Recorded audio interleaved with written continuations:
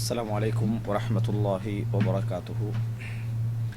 إن الحمد لله نحمده ونستعينه ونستغفره ونعوذ بالله من شرور أنفسنا ومن سيئات أعمالنا. من يهده الله فلا مضل له ومن يضلل فلا هادي له. وأشهد أن لا إله إلا الله وحده لا شريك له وأشهد أن محمدا عبده ورسوله. فإن أصدق الحديث كتاب الله وخير الهدي هدي محمد صلى الله عليه وسلم وشر الأمور محدثاتها وكل محدثة بدعة وكل بدعة ضلالة وكل ضلالة في النار وبعد. அன்புள்ள சகோதரர்களே சகோதரிகளே, இன்றைய இந்த மார்க்க வகுப்பிலே இஸ்லாமிய சமுதாயத்தில், குறிப்பாக இன்றைய தமிழுலகத்தில் பேசப்படக்கூடிய ஒரு பிரச்சனைகளில் ஒன்றான சலஃபியா என்கின்ற தலைப்பு பற்றி சில முக்கியமான விளக்கங்களை உங்களுக்கு மத்தியில் சொல்லலாம் என்று நினைக்கின்றேன். அன்புள்ள சகோதரர்களே, இன்றைக்கு எமக்கு மத்தியில் ஒரு மூடலாக தெளிவாக விளங்கப்படுத்தப்படாத ஒரு சில அம்சங்கள் இருந்து கொண்டே இருக்கின்றன. கூடுதலாக அவைகள் பற்றி பேசப்படுவதில்லை, அல்லது பேசினால் அதன் எல்லா பகுதிகளும் கையாளப்படுவதில்லை, எல்லா சந்தேகங்களும் தீருகின்ற வகையில் அவைகள் பேசப்படுவதில்லை என்பது ஒரு குறையாக இருந்து கொண்டிருக்கிறது. அந்த குறையை என்னால் முடிந்த அளவுக்கு எனது இந்த உரையின் மூலம் நான் நிவர்த்தி செய்யலாம் என்று நினைக்கிறேன். அதே போன்று பலரும் இது சம்பந்தமாக முயற்சிகள் செய்ய வேண்டும். அதில் ஒன்று இஜ்மா என்கின்ற தலைப்பு. இந்த இஜ்மா என்கின்ற தலைப்பு கூடுதலாக முறையான முறையில் இதுவரைக்கும் பேசப்பட்டதாக என்னால் தமிழுலகத்தில் அறிய முடியவில்லை. அதே போன்று கியாஸ் என்கின்ற அந்த தலைப்பு, அதுபோல சலஃபியா என்கின்ற தலைப்பு, அதே போல ஹுஜ்ஜியத்து கௌலி சஹாபி, நபித்தோழர்களுடைய கூற்றுக்கள் மார்க்க ஆதாரமா இல்லையா என்கின்ற தலைப்பு. சலஃபியா வேறு, நபித்தோழர்களுடைய கூற்றுக்கள் மார்க்க ஆதாரமா இல்லையா என்பது வேறு. இது ரெண்டையும் ஒன்றாக புரிந்து கொண்டவர்கள் கூட இருக்கிறார்கள். இந்த அம்சங்கள் வேறு, இந்த அம்சம் வேறு. நபித்தோழர்களுடைய கூற்று ஒரு மார்க்க பிரச்சனையில் மார்க்க ஆதாரமாகுமா இல்லையா என்பது ஒரு அம்சம். சலஃபியா என்பது இன்னொரு அம்சம். இந்த ரெண்டையும் மிக்ஸ் ஆகி விளங்கி கொண்டவர்கள் கூட இருக்கிறார்கள். ஏனென்றால் அது சம்பந்தமாக விளங்கப்படுத்தப்படாமை. அதுபோல அதாவது தக்லீத் என்கின்ற தலைப்பு, தக்லீத் என்கின்ற தலைப்பு அது கூட ஒரு தக்லீது கூடாது என்பதை விளங்கி இருந்தாலும் கூட தக்லீத் என்கின்ற தலைப்பை ஒரு சரியான வடிவில் கூடுதலாக விளக்கப்படுத்தப்பட்டதாக கூட அறிய முடியவில்லை. இவைகள் கொஞ்சம் பேசப்பட வேண்டிய முக்கியமான தலைப்புகளில் உள்ளவைகள். இதில் இன்ஷா அல்லாஹ் இன்றைய தினம் சலஃபியாவை பற்றியும், நாளை ஹுஜ்ஜியத்து கௌலி சஹாபி, நபித்தோழர்களுடைய மார்க்க கூற்றுக்கள் ஒரு மார்க்க சட்ட பிரச்சனைக்கு ஆதாரமாக கொள்ள முடியுமா, அது பற்றி கொள்ள முடியும் என்று சொன்ன அறிஞர்கள் எந்த அடிப்படையில் சொன்னார்கள், முடியாது என்று சொன்னவர்கள் எந்த அடிப்படையில் சொன்னார்கள், அதாவது பின்னணி என்ன, அவர்கள் என்ன சொல்ல வருகிறார்கள், இதில் எது சரியானது என்பது பற்றிய விளக்கத்தை நாளையும் நான் விளங்கப்படுத்தலாம் என்று நினைக்கிறேன். முதலாவதாக சலஃபியா என்கின்ற தலைப்பை இந்த இடத்தில் விளங்கப்படுத்த முனைகிறேன். அன்புள்ள சகோதரர்களே, ஏனென்றால் இது ஒரு பெரும் சர்ச்சையாக மாறி யார் சலஃபி கொள்கை சார்ந்து நடக்கிறார்களோ அவர்களெல்லாம் வழிகேடர்கள் என்று சொல்லுகின்றவர்களும், சலஃபி கொள்கையை சாராதவர்களெல்லாம் வழிகேடு என்று சொல்லி சலஃபி கொள்கை உள்ளவர்களும் இப்படி சொல்லிக் கொள்கின்ற அடையாளங்களை பார்க்கிறோம். ஒரு காலத்தில் எப்படி ஜமாத்து தௌஹீத் அல்லது அதாவது தௌஹீத் என்கின்ற பெயர்கள் வைத்துக்கொண்டு ஆரம்பிக்கப்பட்டது, இப்போ புதிய ஒரு வடிவம் பெற்று தாரு சலஃப், அத்தாரு சலஃபியா, மஸ்ஜிது சலஃப், இது போன்ற சலஃப் என்கின்ற ஒரு தோற்றப்பாடு இன்று முன்னேறி வருவதை நாங்கள் பார்க்கிறோம். ஏனென்றால் அது சலஃபி என்பது வேறு, தௌஹீத் என்பது வேறு என்று இந்த பெயர்கள் அடிப்படையில் எல்லாம் குழம்பி போகின்ற ஒரு அடிப்படையை நாங்கள் பார்க்கிறோம். அதே போன்று இன்னொரு பகுதியில் நாங்கள் பார்க்குறோம், ஹதீஸ்களில் வரக்கூடிய ஜமாஅத்துல் முஸ்லிமீன் என்கின்ற சொல்லை எடுத்து நம்ம தான் ஜமாஅத்துல் முஸ்லிமின் ஒரு பிரிவினர், தல்சமு ஜமாஅத்துல் முஸ்லிமீனோ இமாமகும், இப்படி சில பெயர்களை வைத்து அல்லாஹ் சூட்டிய பெயர் முஸ்லிம், இஸ்லாம் என்பது. இந்த பெயர்களை வைத்து நாங்கள் ஒன்றுக்கு சண்டை பிடிப்பதாக இருந்தால் முஹாஜிர் அன்சார் என்ற பெயருக்கு கூட சண்டை பிடிக்க முடியாது. முஹாஜிர் அன்சாரி என்ற பெயர் அடிப்படையில் கூட சண்டை பிடிக்க முடியாது. முஹாஜிருக்காக சண்டை என்பது, அன்சாருக்காக சண்டை என்பது பிழை. ஒன்று நாங்கள் சண்டை பிடிப்பதாக இருந்தால், பிரச்சனைப்படுவதாக இருந்தால், நான் முஸ்லிம், நான் இஸ்லாத்தில் இருக்கிறேன், இதுக்கு மாத்திரம்தான் இஸ்லாத்தில் நாங்கள் வக்காலத்து வாங்கவோ போராடவோ அதுக்கு சார்பாக நிற்கவோ அதற்காக வேண்டி நாங்கள் சண்டை பிடிப்பதோ எல்லாம் முஸ்லிம் என்ற பெயரை நான் நிரூபிக்கொள்வதற்கும் இஸ்லாம் என்கின்ற மார்க்கத்தை நிரூபிக்கொள்வதற்கும் தான். முஹாஜிர் அன்சாரி என்ற பெயர் கூட தியாகத்தின் அடிப்படையில் கொடுக்கப்பட்டதே ஒழிய அதை ஒரு அமைப்பாக வைத்து சண்டை பிடிப்பதை இஸ்லாம் என்ன செய்யவில்லை, அனுமதிக்கவில்லை. நாங்கள் ஹதீத்திலே பார்க்கிறோம், அன்சார் முஹாஜிர் ஒருவருக்கு பிரச்சனை வருகின்ற நேரத்தில் ஒருவரை உதைந்து விடுகிறார். உடனடியாக என்னது, யால் அன் அன்சார் யால் அல் முஹாஜிரீன் என்று சொல்லி என்ன செய்கிறார், சத்தம் விடுகிறார்கள். முஹாஜிர்களை வாங்க, அன்சாரிகளை வாங்க என்று சத்தம் போடுறாங்க. சத்தம் போட்டுன்னு ரசூலுல்லாஹி ஸல்லல்லாஹு அலைஹி வஸல்லம் பார்க்குறாங்க. அவங்க எந்த பெயரால் சத்தம் போட்டாங்க, அவர்களுக்கு அனுமதிக்கப்பட்ட அல்லாஹ் சூட்டிய பெயரை கொண்டு சத்தம் போட்டார்கள். ஆனால் ரசூல் ஸல்லல்லாஹு அலைஹி வஸல்லம் சொல்றாங்க, மாஹாதிஹி தஅவல் ஜாஹிலியா தஊஹா ஃபஇன்னஹா முன்தினா. என்ன ஜாஹிலியா காலத்தில் கூப்பிட்ட மாதிரி கூப்பிடுறீங்க? ஜாஹிலியா காலத்தில் யாராவது முஹாஜிர் அன்சார்னு கூப்பிட்டாங்களா? யாரும் கூப்பிடவில்லை. ஆனாலும் ரசூலுல்லாஹி ஸல்லல்லாஹு அலைஹி வஸல்லம் என்ன செய்றாங்கன்னு சொன்னால், ஏன் அப்படி நீங்க கூப்பிடுறீங்க, தஊஹா ஃபஇன்னஹா முன்தினா, இதை விட்டு விடுங்கள், இது நாற்றம் பிடிக்கக்கூடிய அழைப்பு என்று ரசூலுல்லாஹி ஸல்லல்லாஹு அலைஹி வஸல்லம் அவர்கள் சொல்கிறார்கள் என்று சொன்னால், அர்த்தம் என்னோட பேருக்காக சண்டை பிடிப்பதாக இருந்தால் அது முஹாஜிர் அன்சார் என்ற பேர் கூட அதுக்கு என்ன சண்டை பிடிப்பதற்கு தகுதியானவைகள் அல்ல. நான் ஒருவரோடு சண்டை பிடிக்கிறேன்னு சொன்னால் இஸ்லாத்துக்கு வா என்று தான் என்ன செய்யலாம், முஸ்லிம் இஸ்லாம் என்று தான் நம்ம என்ன செய்யலாம், சர்ச்சைப்படலாம். ஆனால் இன்றைக்கு நாங்கள் பார்க்கிறோம், பெயர்களை அடிப்படையான ஒரு சர்ச்சை நபித்தோழருடைய காலத்தில் இல்லாத ஒரு சர்ச்சை, பெயர்களை அடிப்படையாக கொண்ட சர்ச்சை.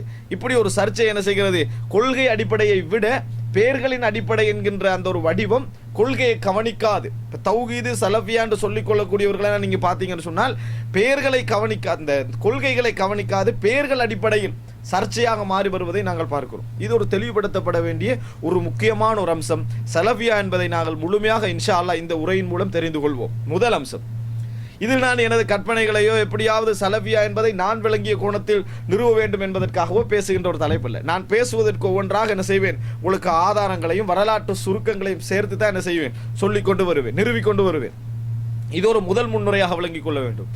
இரண்டாவது அம்சம் என்னவென்று சொன்னால், எந்த ஒரு மார்க்க விஷயத்தை ஆய்வு செய்வதாக இருந்தாலும் இது ஒரு அடிப்படையாக எல்லோரும் வைத்துக் கொள்ள வேண்டும். இதில் உடன்படாதவர்களோடு யாரோடு நம்ம என்ன செய்ய முடியாது, நல்ல ஒரு பேச்சுவார்த்தை வைக்க முடியாது. எந்த ஒரு மார்க்க அடிப்படையாக இருந்தாலும் இதை நான் இந்த உலகத்தில் எவரும் செய்யாத ஒரு ஆய்வை நான் செய்கிறேன், இதற்கு முன்னால் எந்த ஹக்கை கண்டுபிடித்தவர்கள் யாருமே இல்லை, நான் தான் கண்டுபிடிக்கிறேன் என்கின்ற தோரணையில் என்கின்ற கோணத்தில் யார் ஆய்வு செய்தாலும் நிச்சயமாக அவர் புதிய ஒரு வழிகேட்டை தான் உருவாக்குவாரே ஒழிய ஒரு நல்ல ஒரு சிந்தனை என்ன செய்ய முடியாது, உருவாக்க முடியாது. அதற்கு காரணம் என்னவென்று சொன்னால், இஸ்லாமிய சமுதாயத்தில் ஹக்கு என்பது தொடர்ந்து இருந்து கொண்டே இருக்கும் என்றாங்க ரசூல் ஸல்லல்லாஹு அலைஹி வஸல்லம்.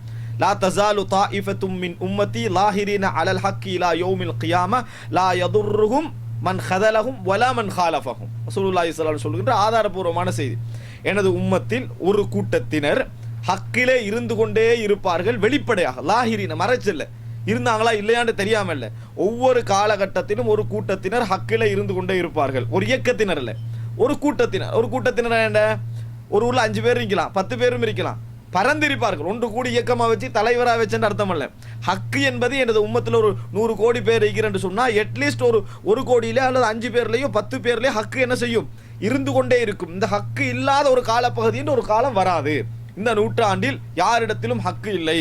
எந்த விஷயத்தை எடுத்துக்கொண்டாலும் சரி, எல்லா விஷயத்திலும் எது ஹக்கோ அது ஒரு கூட்டத்தில் என்ன செய்யும், இருந்து கொண்டே இருக்கும். ஒரு சில மக்களுக்கு மத்தியில் இருந்து கொண்டே இருக்கும், ஒரு சில ஏரியாக்கள் இருந்து கொண்டே இருக்கும். இப்படி இல்லாத ஒரு காலம் வராது.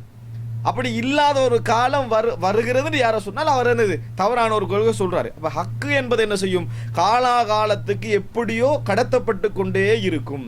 அதனால நாம் புதுசா மார்க்கத்தில் வேற உலகத்தில் என்னத்தை கண்டுபிடிச்சிட்டு போகலாம், மார்க்கத்தில் புதுசாக ஒன்று கண்டுபிடித்து சொல்வதற்கு இல்லை. ஒன்றே நான் புதிதாக சொல்வது போன்று விளங்கிய ஹக்கு நேற்று எங்கேயோ ஒரு இடத்துல இருந்திருக்கும், எங்களுக்கு தெரியாம இருக்கும், அல்லது நான் சொன்னது புதுசா சொல்றது இல்லாத ஒன்று வழிகேடா இருக்கும்.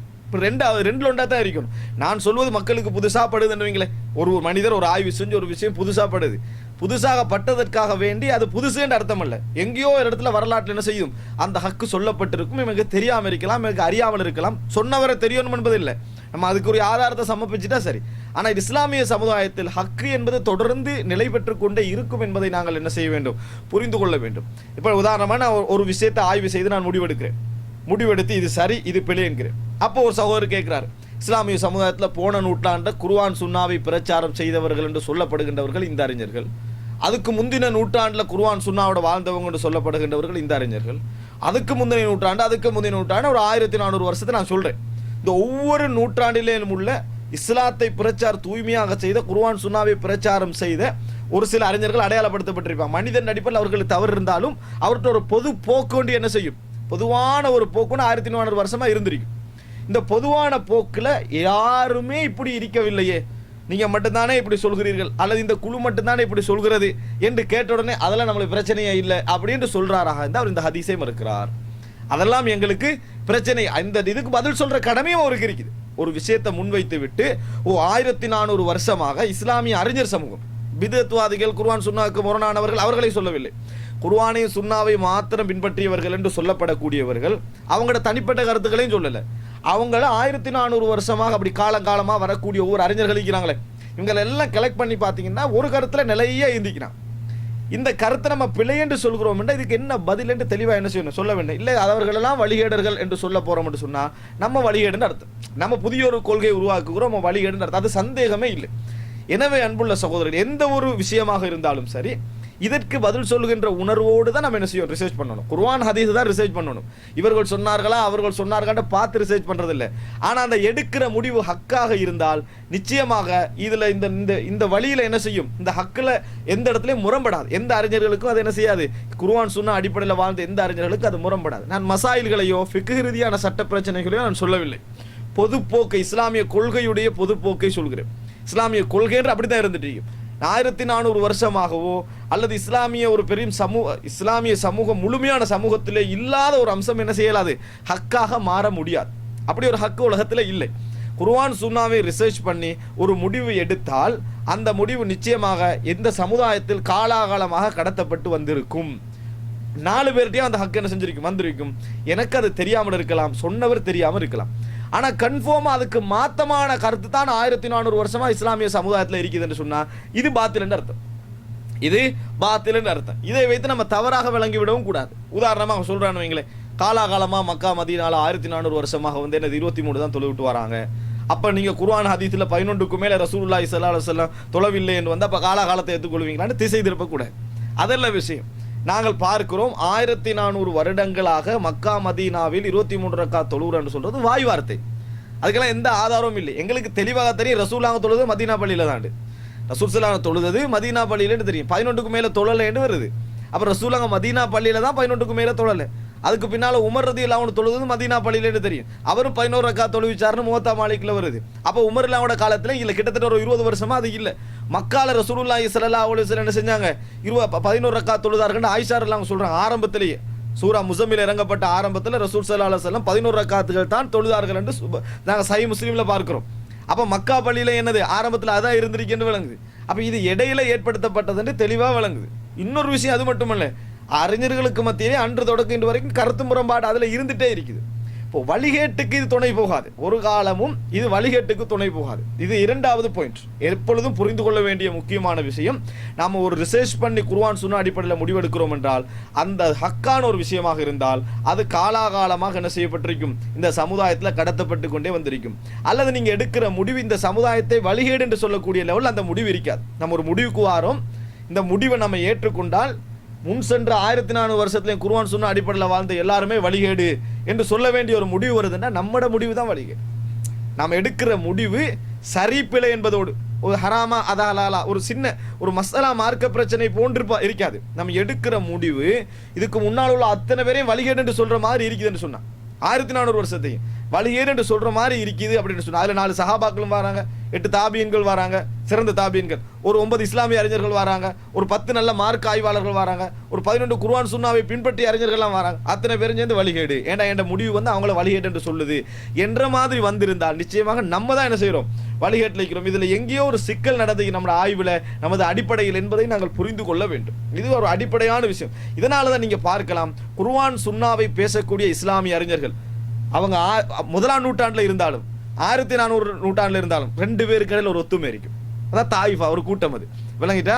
அவங்க அமெரிக்கால இருந்தாலும் சவுதியில இருந்தாலும் 2 பேருக்கு இடையில அந்த கொள்கை ஒற்றுமை என்ன செய்யும், அழகாக வந்துடும். காரணம் குர்ஆன் சுன்னா ஒத்துமைப்படுத்தும். குர்ஆன் சுன்னா என்ன செய்யும்? ஒத்துமைப்படுத்தும். குர்ஆன் சுன்னாவை பிரச்சாரம் செஞ்சவனையே வழிகேடுன்னு சொல்லுதுண்டா. குர்ஆன் சுன்னா அப்படி சொல்லாது. நம்ம குர்ஆன் சுன்னா எடுக்கிற நம்ம தவறான முடிவு தான் என்ன செய்யும் அப்படி சொல்கிறது என்பதை புரிந்து கொள்ள வேண்டும். எப்பையும் ஹக்கு என்பது ஹக்கை பிரச்சாரம் செய்யக்கூடியவர்களுக்கு மத்தியில் ஒரு விதமான கருத்தை தான் என்ன செய்யும் ஏற்படுத்தி கொண்டிருக்கும். சில மசாயில்கள் ஃபிக்ஹ் விஷயங்களை தவிர போக்கு என்ன செய்யும் ஒரு விதமான போக்கை தான் ஏற்படுத்தும் என்பதை நாங்கள் புரிந்து கொள்ள வேண்டும். இந்த புரிந்துணர்வோடு இந்த ரெண்டு முன்னுரையை ஞாபகம் வச்சுக்கோங்க. ஒன்று, நம்ம புரிந்து கொள்ளப்படாத சில முக்கியமான விஷயங்கள். இரண்டாவது, இந்த மாதிரி முடிவெடுக்கின்ற சந்தர்ப்பத்தில் குர்ஆன் சுன்னான் அடிப்படை நம்ம முடிவெடுக்கின்ற பொழுது அது இஸ்லாமிய சமூகத்தின் 1400 வருஷத்துடைய போக்குக்கும் மாத்தமா என்ன செய்யாது ஒரு காலம் இருக்காது. அப்படி இருக்கிற மாதிரி தோண்டினா நம்ம விளங்கினதான் பிள்ளை. அப்படி இருக்கவே இருக்காது. ஹக்கான போக்குக்கு பாத்தினானவர்கள் குர்ஆன் சுன்னாக்கு மாட்டமானெல்லாம் இருந்து அறிப்பாங்க. குர்ஆன் சுன்னாவை எங்களை போன்று போன நூற்றாண்டிலும் பிரச்சாரம் செய்து அதுக்கு முந்தைய நூற்றாண்டு இப்படி ஒரு பொது தொடர் போன நூற்றாண்டுக்கு அடுத்த நூற்றாண்டு முரம்பட்டுச்சுன்னா அது வேலை இல்லை. அது சப்ஜெக்ட் இல்லை, அது வேற. ஒரு பொதுப்போக்கொண்டு 1400 வருஷமா இருந்திருக்கு, அதுக்கு முரண்படுகிறது என்று சொன்னால் அது ஹக் அல்ல. நம்ம முரண்படுகின்ற அந்த அம்சம் ஹக்கு அல்ல என்று விளங்கிக் கொள்ள வேண்டும். அப்படி இருந்தால்தான் ஒரு நல்ல ஆய்வை இந்த சமுதாயத்துக்கு கொடுக்க முடியும். உதாரணத்துக்கு நான் சொல்றேன், இஜ்மா என்கின்ற தலைப்பை நீங்க எடுத்து பாருங்க. நம்ம இஸ்லாமிய சமுதாயம் குர்ஆன் சுன்னாண்ட அடிப்படையில் பிரச்சாரம் செய்த நல்ல இஸ்லாமிய அறிஞர்களை போன நூற்றாண்டு தொடக்கம் அப்படியே நீங்க தாபீன்களுடைய காலம் வரைக்கும் நீங்க போயிட்டீங்கன்னு சொன்னா இஜ்மா என்ற வார்த்தையை அடிக்கடி யூஸ் பண்ற நீங்க காணலாம். யாரு? குர்ஆன் சுன்னாவில் வாழ்ந்த இஸ்லாமிய அறிஞர் என்று சொல்லக்கூடிய இமாம் ஷாஃபி. நம்ம இமாம் ஷாஃபி வழிகேடு என்று சொல்லுவோமா? சொல்ல மாட்டோம். அஹமது பின் ஹம்பலை சொல்லுவோமா? சொல்ல மாட்டோம். இமாம் அபு ஹனீஃபா சொல்லுவோமா? சொல்ல மாட்டோம். இமாம் மாலிக் இப்னு அனஸ் சொல்லுவோமா? சொல்ல மாட்டோம். புகாரி, முஸ்லிம், திர்மிதி, நசாய், இப்னு மாஜா, அபூ தாவூத் போன்ற அறிஞர்கள் தொடக்கம் அப்படியே ஒரு பெரிய பட்டியல் வரைக்கும் நீங்க வந்தீங்கன்னா எல்லாரோட புத்தகத்திலும் இஜ்மா என்ற சொல் யூஸ் பண்ணப்பட்டிருக்கு. ஒன்றேல் நம்ம இஜ்மா என்பது இல்லை அப்படி என்று சொன்னா இவர்கள் எல்லோரையும் வழிகேடு என்று சொல்றதுக்கு தைரியமா சொல்லணும். விளங்கிட்டா? எல்லாம் வழிகேடு, நம்ம புதுசா என்ன செஞ்சுக்கிறோம் இஜ்மான்ற செக்ஷன் நம்ம கண்டுபிடிச்சிக்கிறோம். அல்லது நம்ம இஜ்மாவை பற்றி விளங்கி இருக்கக்கூடிய முறை பிழை என்று நம்ம என்ன செய்ய வேண்டும்? முடிவு எடுக்க வேண்டிய ரெண்டுல ஒரு முடிவு தான். இதுல முதலாவது முடிவு இருக்குதே அது பாத்திலே தான். எது? குர்ஆன் சுன்னாவுக்காக வேண்டியே வாழ்ந்த அறிஞர்கள் இஜ்மா ஒத்தர் யூஸ் பண்ணி ரெண்டாவது ஆள் யூஸ் பண்ணாம இருக்கிறத நான் சொல்லல. இஸ்லாமிய சமுதாயத்தில் பொதுப்போக்கில் இவ்வளவு கால வரிசையிலும் இஜ்மா என்ற சொல் யூஸ் பண்ணப்பட்டிருக்கிறது. குர்ஆனிலும் சுன்னாவிலும் இஜ்மாவிலும் அப்படி என்று சொல்லி யூஸ் பண்ணப்பட்டிருக்குது. அப்ப நாங்கள் எப்படி இதை புரிந்து கொள்ள வேண்டும்? இதை ஒன்றோ குர்ஆன் சுன்னா ஒரு மூலாதாரம், இஜ்மா இன்னொரு மூலாதாரம் என்று விளங்கித்தான் நாங்கள் என்ன செய்யறோம்? வழிகேடு என்று சொல்றோம். இஜ்மா ஆதாரம் காட்டக்கூடாது. குர்ஆன் சுன்னா இஜ்மா எங்கேயா குர்ஆன் சுன்னால வருதா? அல்லாஹ் ரசூலும் சொன்னதுதான் மார்க்கம், இஜ்மா மார்க்கமா? ஏன் நாங்க எப்படி விளங்கிட்டோம் என்று சொன்னால் குர்ஆன் சுன்னா ஒன்று, இஜ்மா இன்னொன்று விளங்கிட்டோம். ஸோ எங்கட விளக்க பிழையால நாங்க என்ன செய்யறோம்டா இஜ்மா என்ற ஒன்று இல்லை அப்படின்னு முடிவுக்கு வரோம். நீங்க நல்லா ரிசர்ச் பண்ணி தேடி பார்த்தீங்கன்னு சொன்னால் இஸ்லாமிய சமுதாயத்தில் எந்த அறிஞரும் குர்ஆனுக்கும் சுன்னாவுக்கும் மேலாக எவருடைய கருத்தையும், எந்த சஹாபியுடைய கருத்தையும், எந்த இஜ்மாவுடைய கருத்தையும் முற்படுத்த மாட்டார். அப்படிப்பட்ட அறிஞர்கள் மூணாவது மூலாதாரம் என்று உருவாக்குவாங்களா? என்ன அறிஞர் இது நல்ல முறையில் சிந்தித்துக் கொள்ள வேண்டும். நான் சொல்றது என்னன்னா அறிஞர்கள் உருவாக்குவாங்களான்னு அறிஞர்கள் உருவாக்கி தான் இருக்கிறாங்கன்னு சொல்லக்கூடாது. 4 அறிஞர்களை நான் சொல்லவில்லை. இஸ்லாமிய சமுதாயத்துடைய பொதுவான போக்கை நான் சொல்லிக் கொண்டிருக்கிறேன். எந்த காலத்திலும் மாறுபடாம வந்த போக்கு. இதெல்லாம் எல்லோருமே இந்த இஜ்மான்ற சொல்ல யூஸ் பண்ணிக்கிறாங்கன்னு சொன்னா நம்ம இஜ்மாவை 3வது மூலாதாரம் என்று அந்த உபயோக முறையில் அல்லாமல் குர்ஆனையும் சுன்னாவையும் புரிந்து கொள்கின்ற ஒரு சட்ட முறை என்று புரிந்து கொண்டோம் என்று சொன்னால் இஜ்மா நாங்கள் ஒரு 3வது மூலாதாரமா நினைக்க மாட்டோம். குர்ஆனிலும் சுன்னாவிலும் இஜ்மாவிலும் கியாஸிலும் என்ற வார்த்தை பிரயோகங்கள் உபயோகிக்கப்பட்டிருந்தாலும் நாங்கள் என்ன செய்ய மாட்டோம்? அதை சரியான முறையில் புரிந்து கொள்ள நாங்கள் பார்ப்போம். இஜ்மா என்றால் அது என்ன? அது இந்த முறையில் புரிந்து கொள்வதா? இல்லை. 3வது மூலாதாரம் என்று புரிந்து கொண்டோம் என்று சொன்னா அப்ப நம்ம வழிகேடு என்று சொல்ல வேண்டி வரும். ஏன்னா 3வது மூலாதாரம் மட்டும் இஸ்லாத்துல இல்லை, குர்ஆன் சுன்னா மட்டும்தான் மார்க்கம். ரசூலுல்லாஹ் மௌத்தாகிற நேரத்தில் இந்த 2 தான் மார்க்கமா இருந்துச்சு. இப்போ 3வது மூலாதாரம் மட்டும் தூக்கி போட்டோம்னு சொன்னா அது வழிகேடு தான். அப்ப இந்த அனைத்து அறிஞர்களும் என்ன செஞ்சிட்டாங்க? வழிகட்டாங்க. ஏன்னா இவங்களை 3வது மூலாதாரத்தை போட்டாங்க. நம்ம சொல்ல நம்ம மட்டும் தான் ஹக்கில் என்ன செஞ்சுக்கிறோம் இருந்துக்கிறோம். இப்போ இவ்வளவு நாள் இவங்க ஹக்குன்னு பிரச்சாரம் செஞ்சது பிழை. என்ன முடிவுக்கு வரணும்? அல்லது என்ன முடிவுக்கு வரணும்? அப்படி அல்ல. இஜ்மாவை நாங்கள் புரிந்து கொண்ட முறையில் ஒரு தவறாக புரிஞ்சு கொண்டிருக்கிறோம். இஜ்மான்றது குர்ஆன் சுன்னாவுக்கு மாத்தமானதல்ல. குர்ஆனுக்கு ஹதீஸ்ல மாத்தமா வந்தாலும் இஜ்மால முடிவெடுக்கலாம்னு அர்த்தம் அல்ல. குர்ஆன்ல ஹதீஸ்ல இல்லாத இஜ்மான்ற பேர்ல முடிவெடுக்கலாம்னு அர்த்தம் அல்ல. இஜ்மான்றது இது அல்லாத இன்னொரு விஷயம். அது என்னன்னு நம்ம புரிந்தெடுக்கும். இது இஜ்மா என்ற தலைப்பில் பேசப்பட வேண்டிய ஒரு அம்சம். இஜ்மா என்ற தலைப்பில் பேசப்பட வேண்டிய அம்சம். கியாஸை பொறுத்தவரை கூட நிறைய கருத்து முரண்பாடு இஸ்லாமிய வரலாற்றிலேயே கியாஸ் இருக்குது இல்ல என்று சொல்லி நிறைய அறிஞர்கள் கருத்து முரண்பட்டிருக்கிறார். கியாஸ் என்ற ஒரு அம்சம் இல்லை என்று. அப்போ அது கூட என்னது ஒரு பிரச்சனை, ஒரு ஆள் கியாஸ் இல்லை என்று சொன்னால் அது பிரச்சனையாகவே வராது. கியாஸ் இருக்கிறன்னு சொன்னால் அது ஒரு பிரச்சனையாக வராது. கியாஸை இருக்கிறென்று சொன்ன அறிஞர்கள் அதை எப்படி சொன்னார்கள், மூணாவது மூலாதாரமாக சொன்னார்களா என்பதையெல்லாம் புரிஞ்சு கொண்டோம்னா அது சரியாயிரும். ஆனால் இஜ்மா என்ற டாப்பிக்கை நீங்கள் பார்த்தீங்கன்னா கருத்து முரண்பாடே இல்லாமல் இஸ்லாமிய வரலாற்று இருந்துக்குது நீங்கள் பார்க்கலாம்.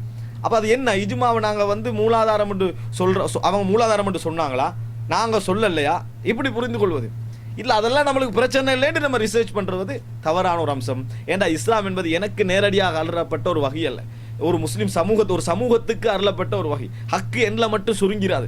1300 வருஷம் இல்லாமல் எண்ணில் மட்டும் ஹக்கு சுருங்குறேன்டா அது நான் நபியாக தான் இருக்கணும். ஒரு ஆளில் ஹக்கு என்ன செய்யாது, சுருங்காது. ஒரு தாய்ஃபால் ஒரு கூட்டத்தில் தான் என்ன செய்யும், ஹக்கு இருக்கும். ஒரு ஆளில் என்ன செய்யாது, ஒரு பொழுதும் ஹக்கு வராது. ஒரு ஆளில் மட்டும் இருந்து மற்றவங்களுக்கெல்லாம் இல்லை என்ற லெவலில் என்ன செய்யாது, வராது. அது உலகத்தில் எந்த இடத்துல வந்தாலும் சரி. அன்புள்ள சகோதரர்களே, இதை நீங்கள் அடிப்படையாக புரிந்து கொள்ள வேண்டும். இது இரண்டாவது முக்கியமான அம்சம். இது கொஞ்சம் விரிவாக பேசப்படும் அம்சம் என்பதனால் நான் கொஞ்சம் விரிவாக பேசுகிறேன். இப்பொழுது நாங்கள் எங்களோட தலைப்புக்குள்ளே வரும். இது முன்னுரையான சொல். என்னது சலஃபியா என்பதை எப்படி புரிந்து கொள்வது? இந்த ரிசர்ச்சை பண்ணுவதற்கான ரீசன் என்ன சொல்லுங்க. சலஃபியான்னு ஒன்று இருந்தால் அது வந்து யாரோ இன்றைக்கு புதுசாக உருவாக்கிட்டு இருந்தாங்கன்னு வைங்களேன், தூக்கி வழிகேடுன்னு சொல்லிட்டு போயிடுவோம். சலஃபியான்று குர்ஆன்ல இல்லை, ஹதீஸ்ல இல்லை. நாங்கள் திருப்பி என்னத்துக்கு இன்றைக்கு புதுசாக உருவாக்கி கண்டு இந்த மாதிரியான வார்த்தைகளை உபயோகப்படுத்திக்க வேண்டிய அவசியம் இல்லை என்று சொல்லிவிட்டு போகலாம். ஆனால் இதை ரிசர்ச்சுக்கு எடுத்து பேசுவதற்கான காரணம் ஒரே ஒரு காரணம் தான். இந்த ஹிஸ்புல்லாண்டெல்லாம் பேர் வச்சுக்கிறாங்க. குர்ஆன்ல ஹிஸ்புல்லா என்னது வரதான் செய்யுது. அதில் நான் ஒரு பிரச்சனையாக எடுப்பதில்லை. காரணம் ஹிஸ்புல்லா என்பதற்காக வேண்டி இந்த 1400 வருஷங்களில் எந்த இஸ்லாமிய சமூகம் வாதிட்டது இல்லை. ஆனால் சலஃபியான்ற சொல்ல நீங்கள் எடுத்து பார்த்தீங்கன்னு சொன்னால் அதாவது 2ஆம் நூற்றாண்டின் அரைவாசி 150 ஹிஜ்ரி 150 இருந்து இன்றைய நூற்றாண்டு வரைக்கும் இஸ்லாமிய அகீதா நூட்கள் என்று சொல்கிறோமே, சரியான அதாவது ஆதாரபூர்வமான அகீதா நூட்கள் என்று சொல்லப்படக்கூடிய இஸ்லாமிய சரியான கொள்கை, விதத்தான கொள்கை இல்லை, சரியான கொள்கை. அதாவது முத்தஸிலாக்கு எதிரான அஷ்அரியா, முர்ஜியா, மாத்ருதியா, ஷியா, ஹவாரிஜ், இன்னுமுள்ள காதியானியா, எதெல்லாம் தரீக்காக்களாக அகீதா விஷயங்கள் மறுபட்ட கொள்கைகளாக எல்லாம் வந்ததோ இவைகளுக்கெல்லாம் மறுப்பு சொல்லக்கூடிய வகையில் வந்த இஸ்லாமிய சமூகத்துடைய அகீதா கொள்கை புத்தகங்கள் எல்லாம் இந்த சலஃபியா என்ற சொல்லி இடம்பெறுகிறது. சலஃபி கொள்கை, சலஃபியா அகீதா அப்படி இடம்பெறுகிறது. அப்போ ஒன்றோ சலஃபியா என்பதே வழிகேடு அப்படி என்று சொன்னோம்டா இந்த புத்தகமெல்லாம் என்ன செய்யுது, வழிகேடு, நம்ம தான் புதுசாக என்ன செஞ்சுக்கிறோம், அகீதால வந்திக்கிறோம்னு சொல்ல வேண்டி வரும். அல்லது நம்ம சலஃபியா சரியாவை புரிந்து கொள்ள வேண்டும் என்கின்ற இடத்துக்கு வரணும். இது ரெண்டுல ஒரு முடிவு தான். ஒன்றோ இப்படி புரிஞ்சு எல்லாம் வழிகேடு, நம்ம சலஃபியான்ற சொல்ல வழிகேடுன்ற முடிவுக்கு வர வேண்டி வரணும். அல்லது சலஃபியாவை நாம் புரிந்து கொண்டிருக்கின்ற முறை வழிகேடு என்று சொல்ல வேண்டி வரும். நம்ம சலஃபியாவை எங்களுக்கு சுற்றி உள்ள 4 பேரை வச்சு புரிஞ்சு கொள்ளக்கூடாது. இன்றைக்கு தாரு சலஃப், அத்தாரு சலஃபியா, மோசத்து சலஃப், அந்த ஹரக்கத்து சலஃப், அப்படி 1000 சலஃபுகள் என்ற பேரில் வந்துருக்கு. இதுகளை வச்சு நம்ம சலஃபியா புரிஞ்சு கொள்ளக்கூடாது. நல்ல பேர்களை கெட்டவர்கள் யூஸ் பண்ணுவார்கள், தகுதி இல்லாதவர்கள் யூஸ் பண்ணுவாங்க. அஹ்லு சுன்னா வல் ஜமாஅன்ற பேர் இருக்கு. இது இஸ்லாமிய வரலாற்றில் ஆரம்பத்தில் சலஃபியான்ற சொல்லுகள் வருவதற்கு முன்னாலேயே நல்ல கொள்கையில் உள்ளவர்களுக்கு பயன்படுத்தப்பட்ட ஒரு சொல். இன்றைக்கு யார் யூஸ் பண்ணுறாங்க, சுன்னத்து வல் ஜமாஅத் தலைகீழா அஹ்லு சுன்னா வல் ஜமாஅத் சொல்ல யார் யூஸ் பண்ணுறாங்கன்னா கூடுதலாக பார்த்தீங்கன்னா பிதஅத்வாதிகள் தமிழ் உலகத்தில் யூஸ் பண்ணிக்கிறத பார்க்கும். தமிழ் பேசக்கூடிய மக்களுக்கு மத்தியில் பிதஅத்வாதிகள் தான் சுன்னத்து வல் ஜமாஅத் யூஸ் பண்ணுறாங்க. இப்போ அதை வச்சு அஹ்லு சுன்னா வல் ஜமாஅத் சொல்லேப்பிலே நம்ம சொல்லலை, தவறாக யூஸ் பண்ணுறாங்கன்றோம். அன்புள்ள சகோதரர்களே, இது நம்ம தெரிந்து கொள்ள வேண்டிய முக்கியமான விஷயம்.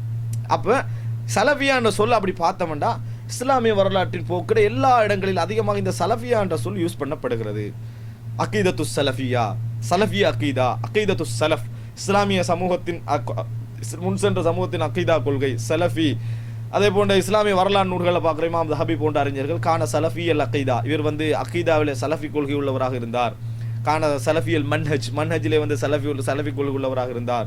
அப்படிப்படியான வார்த்தைகளை நம்ம என்ன செய்கிறோம், நிறைய பார்க்கிறோம். அப்படி என்ன இந்த சலஃபியா நம்ம சரியாக புரிந்து கொள்ள வேண்டும். இந்த நூற்றாண்டில் 4-5 பேரை சூட்டி இருந்தாங்கன்னா அதை பற்றி நம்ம கணக்கே எடுக்க வேண்டிய சொல்லி தூக்கி வீசிட்டு போகலாம். உதாரணமாக ஜமாத்துல் முஸ்லிமின் தான் ஒரு ஜமாத்து பேசுது, இதை நம்ம கணக்கெடுக்காமல் இருக்கலாம்.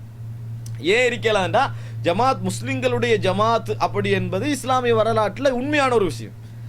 அப்போ இதை கொண்டு போய் ஒருவர் நான் தான் முஸ்லீம் ஜமாத் என்று சொல்கிறான்னா இது சரியா பிள்ளையா நம்ம என்ன செய்ய வேண்டியிருக்குது, விளங்கப்படுத்த வேண்டியிருக்குது. அதே போன்ற சலஃபியா என்று சொல்லும் வரலாற்றில் சரியான கொள்கை உள்ளவர்களுக்கு உபயோகப்படுத்தப்பட்ட சொல். இதை நம்ம என்ன செய்ய வேண்டும், கட்டாயம் விளங்கிக் கொள்ள வேண்டிய ஒரு கடமையில் இருக்கிறோம். இல்லை என்று சொன்னால் அந்த சலஃபி என்கின்ற வார்த்தையை தவறாக பயன்படுத்தி கொண்டிருக்கிறாங்க. இன்றைய கொஞ்சம் பேர் தவறாக பயன்படுத்துகிறாங்க. நபித்தோழர்கள் என்ன சொன்னாலும் நம்ம என்னது கருத்து முரண்பாடு இல்லாமல் அதை தக்லீது பண்ண வேண்டும் என்கின்ற தவறான முறையில் பயன்படுத்தி கொண்டிருக்கிறாங்க. அதுதான் சலஃபி கொள்கைன்றான். உதாரணமாக வந்து என்னது, ஒரு சஹாபி ஒரு கருத்தை சொல்றாரு, குர்ஆன்லையும் சுன்னாலையும் வந்து நேரடியாக சொல்லப்படலை, மறைமுகமாக புரிஞ்சு கொள்கின்ற வண்ணம் குர்ஆன் வசனங்கள் எப்படியும் இருக்கும். ஏன்னா குர்ஆன்லையும் சுன்னாலையும் சொல்லப்படாத ஒரு விஷயம் உலகத்தில் நேரடியாக சொல்லப்படாட்டியும் மறைமுகமாக சொல்லப்பட்டிருக்கு. நேரடியாக சொல்லப்படாத ஒரு விடயம், ரெண்டு விஷயங்களை வச்சு புரிந்து கொள்ளக்கூடிய ஒரு விடயத்தை நம்ம ஒன்று புரிஞ்சு கொள்கிறோம். ஒரு சஹாபி என்ன செய்யறாருன்னா ஒரு விஷயத்தை புரிஞ்சுக்கிறாரு, நாங்கள் புரிஞ்சதுக்கு அந்த சஹாபிக்கு முரண், இந்த சஹாபியை நாங்கள் பின்பற்றணும், நாங்கள் செஞ்ச அந்த விளக்கத்தை நாங்கள் அதாவது புரிந்து கொண்ட விளக்கத்தை விட்டு அந்த சஹாபிய விளக்கத்தை தான் பின்பற்றணும், அதுதான் சலஃபியா அப்படி என்று கொஞ்சம் பேர் சலஃபியாவே சொல்லிக் கொண்டிருக்கிறார்கள். இது சலஃபியாவே அல்ல. அப்படி இஸ்லாமிய சமுதாயம் அப்படி புரிஞ்சு கொள்ளவே இல்லை. ஒரு சஹாபியிட கூற்றை ஒரு மார்க்க சட்ட பிரச்சனையில் பின்பற்றுவதான் சலஃபியாண்டு விளங்கினதே பிழை. முதலாவது அப்படி ஒரு ஆதாரம் யாரும் காட்டவும் முடியாது. அது சலஃபியாண்டு அப்படி இருந்தால் நாங்கள் அதை பாத்திலோன்னு சொல்லிடுவோம். காரணம் வந்து யாருடைய விளக்கத்தையும் பின்பற்றுவதற்கு குர்ஆன் சுன்னா எங்களுக்கு சொல்லவே இல்லையே. அல்லாஹ்வை பின்பற்றுங்க, ரசூலை பின்பற்றுங்கன்னு தான் சொல்லுது. அல்லாஹ் தஆலா மக்கத்து காவிர்களுக்கு குர்ஆனை இறக்கி வச்சேன்னு சொல்லக்கூடிய ஹுக்மன் அரபியன், உங்களுக்கு அரபு மொழியில் இறக்கி வச்சது நீங்க விளங்கத்தான்றான், அரபு மொழியில இறக்கி வச்சதே நீங்க விளங்கத்தான்னு சொல்றான். அவ்வளவுதான். விளக்கத்துக்கு மொழி தெளிவு இருந்தால் மாத்திரம் என்னது போதுமானது. நிறைய செய்திகள் நம்ம விளங்கி வச்சிருக்கிறோம். இதை தவிர ஒரு நபியுடைய ஒரு சஹாபியுடைய விளக்கத்தை ஊடகமா வைங்கன்னு சொல்லி எங்கேயும் இல்லை.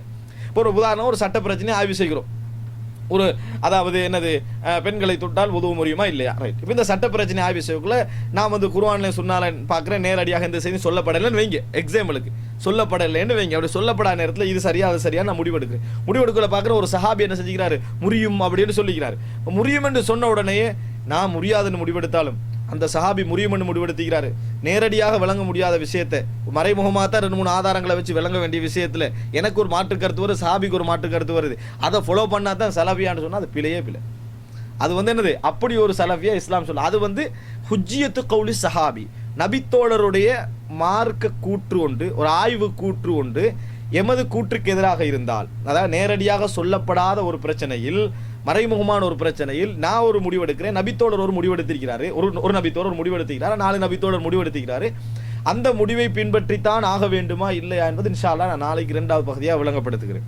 அது வேறான டாபிக், அதுக்கு இதுக்கும் சம்பந்தமே இல்லை. இது ஒரு அடிப்படையாக விளங்க வேண்டும். ஒரு நபித்தோழருடைய கூற்றை பின்பற்றுவது என்பது ஃபிக்ஹோடு சம்பந்தப்பட்ட விஷயம், ஒரு ஆதாரத்தை புரிந்து கொள்கின்ற விஷயத்தில் உள்ள அம்சம், அதுக்கு இதுக்கு சம்பந்தமே இல்லை. அன்புள்ள சகோதரர்களே, எனவே சலஃபியா என்பது வேறு என்பதை புரிந்து கொள்ள வேண்டும். சலஃபியா என்பது இஸ்லாமிய சமுதாயத்தின் ஆரம்ப காலத்துடைய பொதுப்போக்கை என்ன போக்கில் இருந்ததோ அதை அப்படியே தலைமுறையாக்கம் செய்யப்பட்டு என்ன செய்து வருது.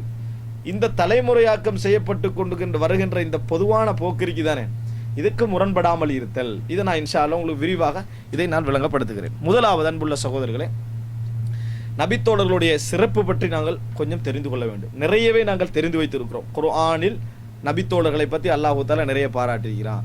ஹதீஸில் நிறைய அல்லாஹ் ரப்பல் ஆலமீன் ரசூலுல்லாஹி ஸல்லல்லாஹு அலைஹி வஸல்லம் பாராட்டி இருக்கிறார்கள். நபித்தோழர்கள் சிறப்புக்குரியவர்கள், ஈமானிலும் தக்வாவிலும் உரையச்சத்திலும் மார்க்கத்துக்கான அர்ப்பணத்திலும் அவர்கள் முந்தியவர்கள்.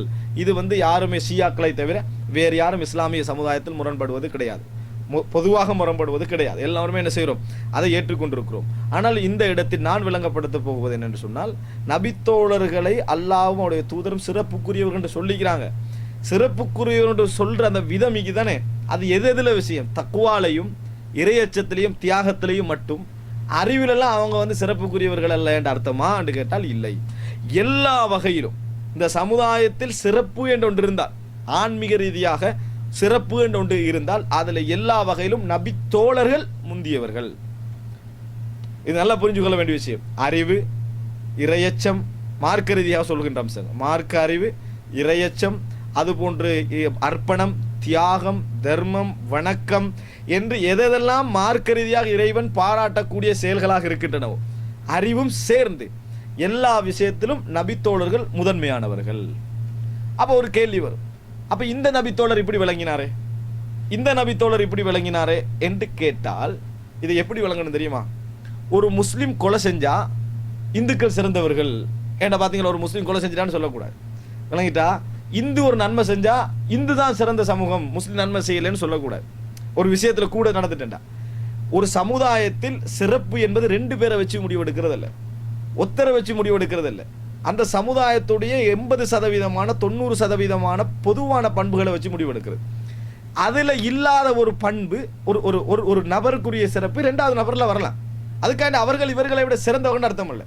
உதாரணமா ஒய்சல் கர்னி ரசூலுல்லாஹி ஸல்லல்லாஹு அலைஹி வஸல்லம் ஹைரு தாபியீன், தாபீன்களில் மிகச் சிறந்தவர் என்றாங்க ஒய்சல் கர்னி. உமரே அவரை சந்திச்சீங்கன்னா அல்லாஹ்விட்ட பாவ மன்னிப்பு தேடுவார், நீங்க சொல்லுங்கன்றாங்க உமர் ரலியல்லாஹு அன்ஹு. அதுக்காண்டி தாபீன்கள் நபித்தோழர்களை விட சிறந்தவர்கள் சொல்லிவிடக் கூடாது. தாபீன்கள் நபித்தோழர்களை விட சிறந்தவர்கள் என்று சொல்லிவிடக் கூடாது. ஒருவர் சிறந்தவராகிறார், உமர் ரலியல்லாஹு அவங்களுக்கு ரசூல் ஸல்லல்லாஹு அலைஹி வஸல்லம் பாவ மன்னிப்பு தேட சொல்லுங்க அல்லாஹ்ட்டு. அப்படி நடக்கும். அதுக்காக வேண்டி தாபீன்கள் நபித்தோழர்களோட சிறந்தர். 1-2 என்ன செய்யலாம், ஒரு அந்த பெர்சன்டேஜ் என்ன செய்யும், அது உலகத்தில் எல்லா இடத்துலையும் இருக்கக்கூடிய விஷயம்.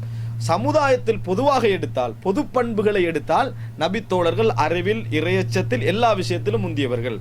அவர்களில் ஒரு தவறு நடந்திருக்குமாக இருந்தால், தவறு பொதுவாக எல்லா இடத்திலும் நடக்கும், மற்றவர்களை விட அவர்கள்ட்ட தவறு குறைவு, அதான் அர்த்தம்.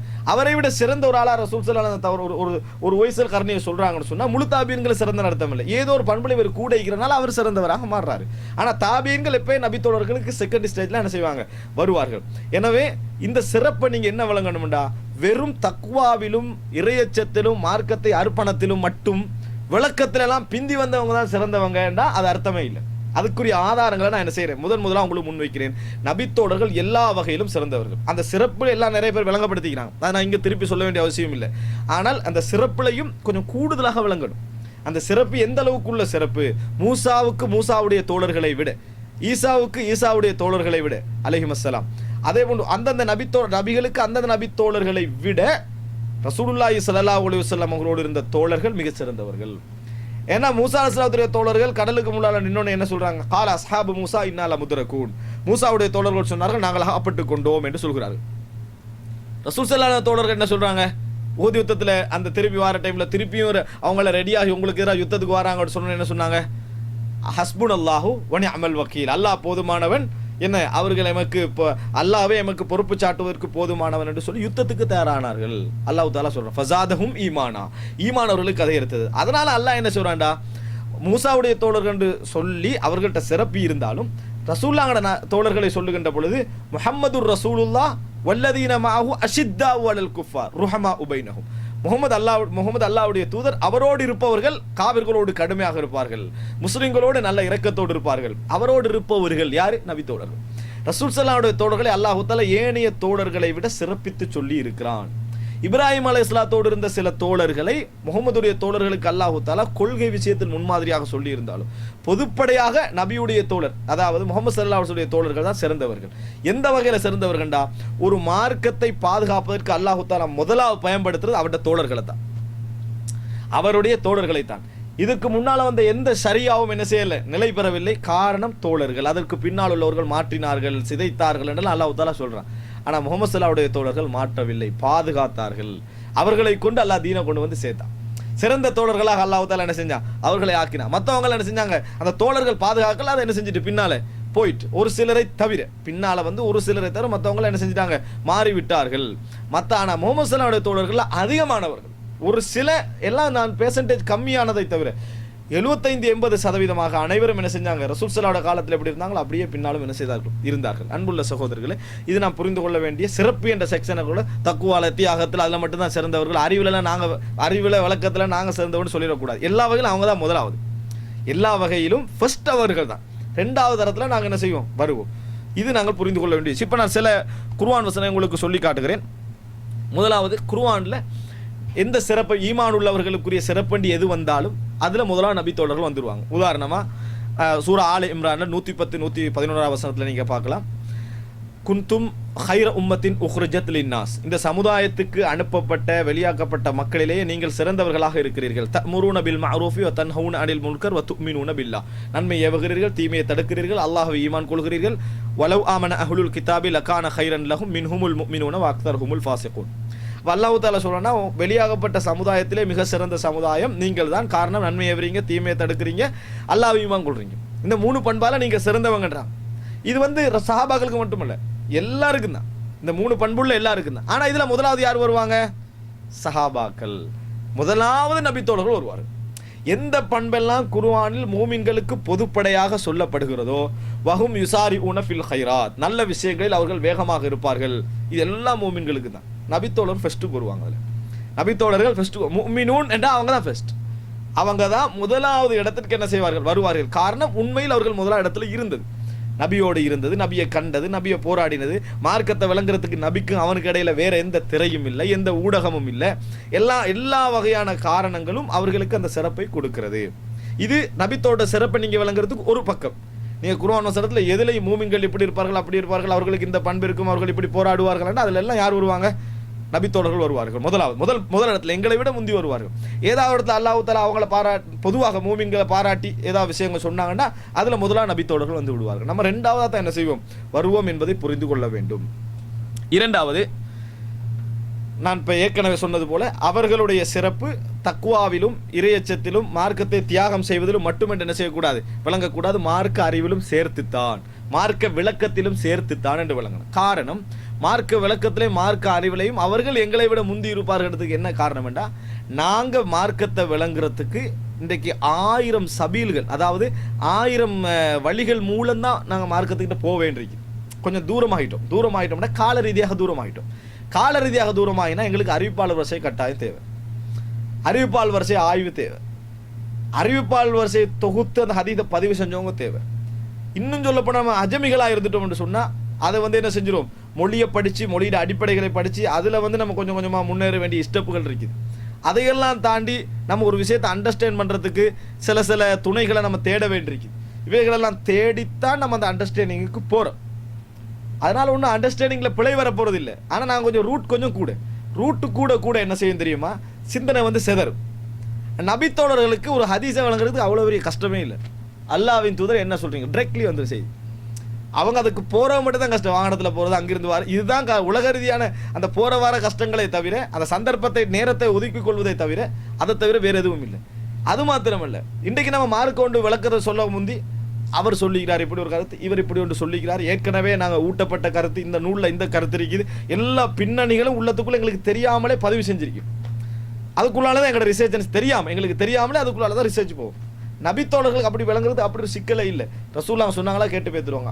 ஏற்கனவே அவர் சொன்னது, இவர் சொன்னது, மதுஹபு முன்னுக்கு பின்னுக்கு எதுவுமே அவர்களுக்கு ரசூலுல்லாஹ்களுக்கு இடையில என்னது இல்லை. இப்போ விளக்கத்தில் யார் கூட வைக்க வாய்ப்பு இருக்குது? ஒரு விஷயத்தை அண்டர்ஸ்டாண்ட் பண்ணுறதுக்கு இம்மீடியட்டா ஒரு அவசரமாக ஒரு விஷயம் அவருடைய சிந்தனையில் பதிவுறதுக்கும், அவசரமாக விளக்கங்கள் தவறுவிட்டால் திருத்தப்படுவதற்கும் எல்லா விதமான சந்தர்ப்பங்களும் நபித்தோழர்களுக்கு அமைஞ்சிருந்தது.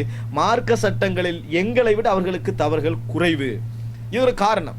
நாங்க அப்படி போறதல்ல, நாம் மிச்சம் கஷ்டம்ன்றதல்ல, உலக ரீதியான சில சிரமங்களை நாங்கள் அனுபவிக்க வேண்டி இருக்கிறது. ஒரு செய்தி ரசூல் ஸல்லல்லாஹு அலைஹி வஸல்லம் ஒரு செய்தியை சொன்னார்கள் அப்படின்னு நம்ம புகாரில் ஒரு செய்தியை எடுக்கிறோம்டா, நம்ம எடுக்கிற டைமுக்கும் நம்ம எடுக்கிற சிரமத்துக்கும் அவர்கள் எடுக்கிற டைமுக்கும் அவர்கள் எடுக்கிற சிரமத்துக்கும் வித்தியாசம் இருக்கு. அல்லாஹு தஆலா இந்த சிரமத்துக்கு கூலி வச்சிருப்பான் நிச்சயமா. ஆனா அவர்களுக்கு வந்து என்னது, ஒரு நிமிஷம்டா நம்ம ஒரு ஹதீஸை எல்லாம் முடிவெடுத்து ரசூலுல்லாஹ் சொன்னாங்கதான் என்று முடிவெடுத்து அதை விளங்கி வரதுக்கு ஒரு 5 நிமிஷம் போகும். அவங்க அதுக்குள்ள ஃபிக்குக்கு போயிடுவாங்க, விளக்கத்துக்கு போயிடுவாங்க. இமீடியட்டா அவங்களுக்கு அந்த விளக்கம் இருக்கும். அந்த விளக்கம் வரக்கூடிய வாய்ப்பு சந்தர்ப்பங்கள் அதிகம். எனவே எல்லா வகையிலும் அன்புள்ள சகோதரர் அவர்கள் தான் முந்தியவர்கள். அதுக்காக வேண்டி குர்ஆன் சுன்னால மாத்தமா இருந்த ஒரு சைது மாத்தமா வந்தா அவங்க தான் முந்தினவங்க தக்லீத் பண்ண சொல்லலை. அது பிழையே தான். அது நாளைக்கு நான் வழங்கப்படுத்துவேன். சிறப்பை ஏற்றுக்கொள்ள சொல்கிறேன். சிறப்பை ஏற்றுக்கொள்கின்ற நம்ம சிறப்பை ஏற்றுக்கொண்டிருக்கிறோம் என்றுட்டு சிறப்பு இல்லாமல் நினைக்கக்கூடாது. சிறப்பை ஏற்றுக்கொண்டோம்னா அறிவை ஏற்றுக்களை ரெடியாக இருக்கணும், அவங்களோட ஃபிக்கையும் ஏற்றுக்களை ரெடியாக இருக்கணும், அவங்களோட தக்குவாவை ஹஷியாவை எல்லா விஷயத்துலையும் அவங்க எங்களை விட முந்தியவர்களை ஏற்றுக்கொள்ள ரெடியாக இருக்கணும். ஹஷியாலையும் தக்குவாலையும் ஏற்றுக்கொள்ளும், ஃபிக்கையும் இல்மையும் ஏற்றுக்கொள்ளலைன்னா அவங்க மார்க்கத்தை சரியாக விளங்கலைன்னு அர்த்தம். எல்லா வகையிலும் அவர்கள் எங்களை முந்தியவர்கள். அதை விளங்கப்படுத்துறதுக்காக இதை நான் சொல்லுகிறேன். அன்புள்ள சகோதரர்களே, இன்னொன்று பாருங்க, அறிவிலே அவர்கள் முந்தியவர்கள் என்று சொன்னதானே, அந்த சிறப்பு எங்க வந்திருக்கிறது அப்படின்னு கேட்டீங்கன்னா, சூரத்துல் ஃபாத்திர்ல 28வது வசனத்துல பாருங்க, அல்லாஹ் தஆலா சொல்றான், இன்னமா யக்ஷல்லாஹ மின் இபாதிஹில் உலமா இன்னல்லாஹ அஸீஸுன் கஃபூர். அல்லாஹ்வை அஞ்சுபவர்கள் எல்லாம், தனது அடியார்களில் அல்லாஹ்வை அஞ்சுபவர்கள் எல்லாம் மார்க்க அறிவுள்ளவர்களே. மார்க்க அறிவுள்ளவர்கள் தான் அல்லாஹ்வை அஞ்சுவார்கள். இப்ப நபித்தோழர்கள் தக்குவாலையும் இறையச்சத்திலையும் முந்தி என்று சொன்னா அவங்க மார்க்க அறிவிலே முந்தி அர்த்தமா இல்லையா? இல்ம் இருந்தா தான் அஞ்சுவாங்கன்ற அல்லாஹ் தஆலா. அப்ப அச்சம் கூட கூட அறிவு கூட அர்த்தம். தக்குவா கூட கூட அவர்களுக்கு மார்க்க அறிவு கூடுதல் என்று அர்த்தம். கண்மூடித்தனமான தக்குவா இல்லை, அது அந்த ஜுரைஜ் போன்ற தக்குவா இல்லை. உண்மையான தக்குவா ஹஷியா இவைகளுக்கு அர்த்தம் வந்து என்னதுன்னா, இந்த மாதிரியான இல்மோட தான் என்ன செய்யும் அது வரும். இந்த மாதிரி இல்மோட தான் என்ன செய்யும் அது வரும் என்பதை நாங்கள் புரிந்து கொள்ள வேண்டும். எனவே நபித்தோழர்கள் இன்னமா யக்ஷல்லாஹ மின் இபாதிஹில் உலமா, தனி அடியார்களில் அறிவுடையவர்கள் தான் இறைவனை அஞ்சுகிறார்கள் என்று சொன்னா, அச்சத்திர நபித்தோழர்கள் அதிகம் என்றால் அறிவிலும் அவர்கள் அதிகம். இது இன்னொன்று. இதுக்கு நம்ம குறுக்காக இந்த ஹதீஸை வழங்கக்கூடாது. இது சஹீஹுல் புகாரில் 67 1741 இந்த 2 இலக்கத்திலையும் வரக்கூடிய செய்தி. அபூ பக்ரா என்ற நபி தோழர் அறிவிக்கிறார்கள், ரசூல் ஸல்லல்லாஹு அலைஹி வஸல்லம் மார்க்க உரைகள் எல்லாம் நிகழ்த்தி விட்டு சொல்றாங்க, லியுபல்லிக ஷாஹிதுல் காயிப ஃபஇன்ன ஷாஹித அஸா அய்யுபல்லிக மன் ஹுவ அவ்ஆ லஹு மின்ஹு. இந்த செய்தியில் ருப்ப முபல்லகின் அவ்ஆ மின் சாமியின், இங்கே வந்திருக்கின்றவர்கள் இங்கே வராதவர்களுக்கு இந்த செய்தியை எத்தி வைத்து விடுங்கள். சில பொழுதுகளில் நீங்கள் ஷாஹித், இது விஷயத்தை கண்டு நேரடியாக புரிஞ்சவரை விட நீங்கள் எத்தி வைக்கப்படுகின்றவர், உங்களால் எத்தி வைத்து அந்த செய்தியை கேட்கின்றவர் நல்ல முறையில் என்ன செய்யலாம், புரிஞ்சு கொள்ளலாம் என்று ரசூலுல்லாஹி ஸல்லல்லாஹு அலைஹி வஸல்லம் சொல்கிறார்கள். இதுக்கு அர்த்தம் ருப்ப முபல்லகி, எத்தனையோ பேர் அப்படி புரிஞ்சு கொள்ளலாம்ன்றதுக்கு அர்த்தம் நபித்தோழர்கள் எத்தி வைப்பவர்கள், தாபீன்கள் எத்தி வைக்கப்பட்டவர்கள், நபித்தோழர்களோட தாபீன்கள் கூட வழங்குவாங்க என்று அர்த்தம் அல்ல. அதிகமாக நபித்தோழர்கள் தான் என்ன செய்வார்கள், வழங்கிக் கொள்வார்கள். ஆனால் சில பொழுதுகளில் அல்லது என்னது ஒரு அதிகமான சந்தர்ப்பங்களில் நீங்க எத்தி வைத்துட்டீங்கன்னு சொன்னா, நபித்தோழர்கள் ரசூலுல்லாஹ்வோட காலத்தில் இருந்தவங்க யாரு, நபித்தோழர்கள். நபித்தோழர்கள் இப்ப யாருக்கு போய் முதல்ல எத்தி வச்சிருப்பாங்க, நபித்தோழர்களுக்கு தான். நபித்தோழர்கள் போய் முதல்ல நபித்தோழர்களுக்கு தான் எத்தி வைப்பாங்க. எத்தி வைத்த நபித்தோழர்களை விட சில வேளைகளில் ஒரு சில நபித்தோழர்கள் விளங்கிக் கொள்கின்றவர்களாக இருக்கலாம். இதுக்கு அர்த்தம் எத்தி வைத்தவங்களுக்கு விளங்கவே விளங்காது, பின்னால் உள்ளவங்களுக்கு தான் நல்லா விளங்கும் என்று யார் அது விளங்கினா அவருக்கு விளங்கலைன்னு அர்த்தம். அவருக்கு முறையாக என்ன செய்யவில்லை, அது விளங்கவில்லை என்று அர்த்தம். அன்புள்ள சகோதரர்கள், அப்படி அல்ல. இதை புரிந்து கொள்ள வேண்டும். எப்படின்னா, விளக்கத்தை ஒருத்தன் கேட்கிறான் சொன்னா அவன் நேரடியாக உள்ளவன் புரிஞ்சு கொள்ற அளவுல நேரடியாக இல்லாதவனுக்கு புரிஞ்சு கொள்ள முடியாது. நேரடியாக உள்ளவனுக்கு தான் மத்த முந்தி பிந்தி எல்லா சந்தர்ப்பங்களை சேர்த்து என்ன செய்ய முடியும், புரிந்து கொள்ள முடியும். ஆனால் நேரடியாக புரிந்து கொள்பவனை விட சில பொழுதுகளில் எத்தி வைக்கின்றவன் கொஞ்சம் எடிஷனலாக புரிந்து கொள்ள வாய்ப்பு உண்டு என்று ரசூல் ஸல்லல்லாஹு அலைஹி வஸல்லம் சொல்றாங்க. அதனால செய்தியை உங்களோட சுருக்கிக்கலாம விளக்கங்கள் கூடுதலாக கிடைக்கணும்னா மற்றவங்களுக்கு எத்தி வைங்கன்றாங்க. இது ஒரு நாளும் நபித்தோழர்கள் வழங்க மாட்டார்கள், மற்றவங்களாம் வழங்குவாங்கன்னு அர்த்தம் இல்லை. ரசூல் ஸல்லல்லாஹு அலைஹி வஸல்லம் எத்தி வச்சாங்க, அப்ப சஹாபாக்கள் கூட வழங்கினாங்களா ரசூலுல்லாஹ்வை விட, அப்படியே அர்த்தம். ரசூல் ஸல்லல்லாஹு அலைஹி வஸல்லம் எத்தி வைக்கிறாங்க, ஜிப்ரீல் அலைஹிஸ்ஸலாம் ரசூலுல்லாஹ்வுக்கு எத்தி வைக்கிறாங்க, அப்ப ஜிப்ரீலை விட ரசூலுல்லாஹ் கூட வழங்கிட்டாங்க. ரசூலுல்லாஹ் நபித்தோழர்கள் எத்தி வைக்கிறாங்க, அப்ப ரசூலுல்லாஹ்வை விட நபித்தோழர் கூட வழங்கிட்டாங்க. அப்படியே வந்து இந்த காலத்துல உள்ளவங்க தான் கூட வழங்குறாங்கன்னு அர்த்தம் அல்ல. இதெல்லாம் பிழையான ஒரு அம்சம். சந்தர்ப்பத்தை ரசூலுல்லாஹ் சொல்றோம், சில பொழுதுகள் என்ன செய்வாங்க, அவங்க கூட வழங்கிடுவாங்க. எனவே தக்வாவில் நபித்தோழர்கள் அதிகம் என்றால் விளக்கத்திலும் அவர்கள் அதிகம் என்பதை நாங்கள் என்ன செய்ய வேண்டும், புரிந்து கொள்ள வேண்டும். இப்போ ஒரு கேள்வி வரும், இன்றைக்குள்ள சயின்டிபிக்கல் ரீதியான விஷயங்கள்லாம் நபித்தோழர்களுக்கு தெரியாதே. குர்ஆன்ல எத்தனையோ விஷயங்கள் வந்து மரஜல் பஹரைனி யல்தகியான் பைனஹுமா பர்ஸகுல் லா யப்கியான், 2 கடல்கள் அல்லாஹ் தஆலா கலக்க விட்டுக்கிறான், நடுவில் வந்து என்னது ஒரு திரை போடப்பட்டிருக்குது. இதெல்லாம் சஹாபாக்கு நேரடியாக காணல, ஃபிரௌனோட பொடியை நேரடியாக காணல, அதுபோல இன்னும் எத்தனையோ விஞ்ஞான விஷயங்கள் நேரடியாக காணல. அப்போ அவர்களை விட நம்ம கூட அண்டர்ஸ்டாண்ட் பண்ணுறது தானே அப்படின்ட்டு. இது அண்டர்ஸ்டாண்டிங் எல்லாம் இல்லை, இது ஒரு ஈமானை கூட்டக்கூடிய ஒரு விஷயம். நம்ம நினைச்சுன்னு அடைய அல்லாஹ் சொன்னது எவ்வளவு உண்மையா இருக்குது அப்படி என்று சொல்லி நபித்தோழர்களுக்கு அல்லாஹ் தஆலா கொடுக்காத ஒரு சந்தர்ப்பத்தை எங்களுக்கு தாரான். நபித்தோழர்களுக்கு கிடைச்ச ஒரு சந்தர்ப்பம் எங்களுக்கு கிடைக்கல. நபித்தோழர்கள் நபி அவர்களோடு இருந்து நேரடியாக அற்புதங்களை பார்த்தாங்க. கையால விரலால என்ன செய்ய தண்ணி போகுது, நம்மளுக்கு பார்க்கலுமா, ரசூலுல்லாஹ் மௌத்தாயிட்டாங்க. சந்திரனை பார்த்து புலந்தது, அது கண்ணாங்க. எத்தனையோ அற்புதங்களை நேரடியாக ரசூல் ஸல்லல்லாஹு அலைஹி வஸல்லம் அவர்களோடு இருந்து அவர்கள் என்ன செய்தார்கள், அனுபவித்தார். சாப்பாடு ஒரு 2 பேருக்கு வச்சது ஒரு 30 பேருக்கு என்ன செய்து பொதுவாக பரக்கத்தாக மாறுறதை காண்றாங்க. இந்த எல்லா பரக்கத்துக்களையும் அவர்கள் நேரடியாக கண்டார்கள். ஒரு நாள் இந்த சந்தர்ப்பம் எங்களுக்கு இல்லை. அதனால நபித்தோழர்களுக்கு அல்லாஹ் தஆலா அந்த சந்தர்ப்பத்தை கொடுத்து வச்சிருந்தான். இந்த சந்தர்ப்பம் எங்களுக்கு இல்லை. அதே நேரத்தில் எங்களுக்கு ஒரு சந்தர்ப்பத்தை அல்லாஹ் தஆலா உங்களுக்கு இல்ல, அவங்களுக்கு இல்லாத ஒரு சந்தர்ப்பம், அவர்களுக்கு ஈமான கூட்டிக்கொள்ள அப்படி ஒரு சந்தர்ப்பம், எங்களுக்கு ஈமான கூட்டிக்கொள்ள இப்படி ஒரு விஞ்ஞான ரீதியான ஒரு சந்தர்ப்பம். இதை தவிர அதை விட இது அறிவு கூடன்றதுக்கான இல்லை, ஈமான உறுதிப்படுத்திக் கொள்வான சந்தர்ப்பங்களை இறைவன் அவர்களுக்கு இல்லாத ஒன்றை எங்களுக்கு இல்லாத ஒன்றை அவர்களுக்கும் கொடுத்திருக்கிறான். இல்லை என்பது ஓகே. விளக்கம் தாங்க, ஃபிரௌனோட பொடியை கண்டுட்டாங்க. அல்யௌம நுனஜ்ஜீக லிதகூன லிமன் ஹல்ஃபக ஆயா பிபதனிக லிதகூன லிமன் ஹல்ஃபக ஆயா, உனக்கு பின்னால் உள்ளவர்களுக்கு அத்தாட்சியாக நான் இந்த பொடியை பாதுகாக்கிறோம் அப்படி என்று சொன்னேன். இந்த வசனத்தை வச்சு அப்ப நபித்தோழர்கள் இந்த பொடியை கண்டாங்களா? இல்லை. எனவே நாங்கள் தான் இந்த பொடியை கண்டிக்கிறோம், நாங்கள் விளக்கத்தில் கூட்டிட்டோம். அப்போ நபியை விட விளக்கத்தில் கூட்டிட்டு நடத்து, நபியும் காணல தானே அந்த பொடியை, ரசூல் ஸல்லல்லாஹு அலைஹி வஸல்லம் அந்த பொடியை காணல. அப்போ ரசூலுல்லாஹ்வை விட நான் விளக்கத்தில் கூட்டிட்டோம் அர்த்தமா? இல்லவே இல்லை. விளங்கிட்டா? அப்போ ரசூலுல்லாஹ்வை விட விளக்கத்தில் கூட்டிட்டோம்னு அர்த்தம் இல்லைன்னா நபித்தோழர்களையும் விளக்கத்தில் கூடலை. நாங்கள் எங்களுக்கு ஒரு ஈமான் உறுதி ஆகிக்குன்னு அர்த்தம். முதலாவது அது ஒரு விஷயம். ரெண்டாவது இந்த பொடி ஒரு கற்பனை, அது வந்து நிரூபிக்கப்படாத ஒரு விஷயம். அது ஒரு இப்போ நம்ம தேடி பார்த்த அளவில் என்ன விளங்குன்னா, அது ஒரு எகிப்து மியூசியத்தை கொஞ்சம் ஃபேமஸ் ஆக்கிறதுக்கு நடந்த ஒரு பொடியை வழி இப்போ 2வது பொடியை கண்டுபிடிச்சிட்டான் ஃபிரௌனோட தம்பியாமடு. விளங்கிட்டா? இப்போ இதெல்லாம் எங்களை ஈமான கூட்டுறதா? இதெல்லாம் ஈமான கூட்டுற விஷயம் இல்லை. யார் ஃபிரௌனை தெய்வம் என்று சொல்லிட்டு இருக்கிறான்?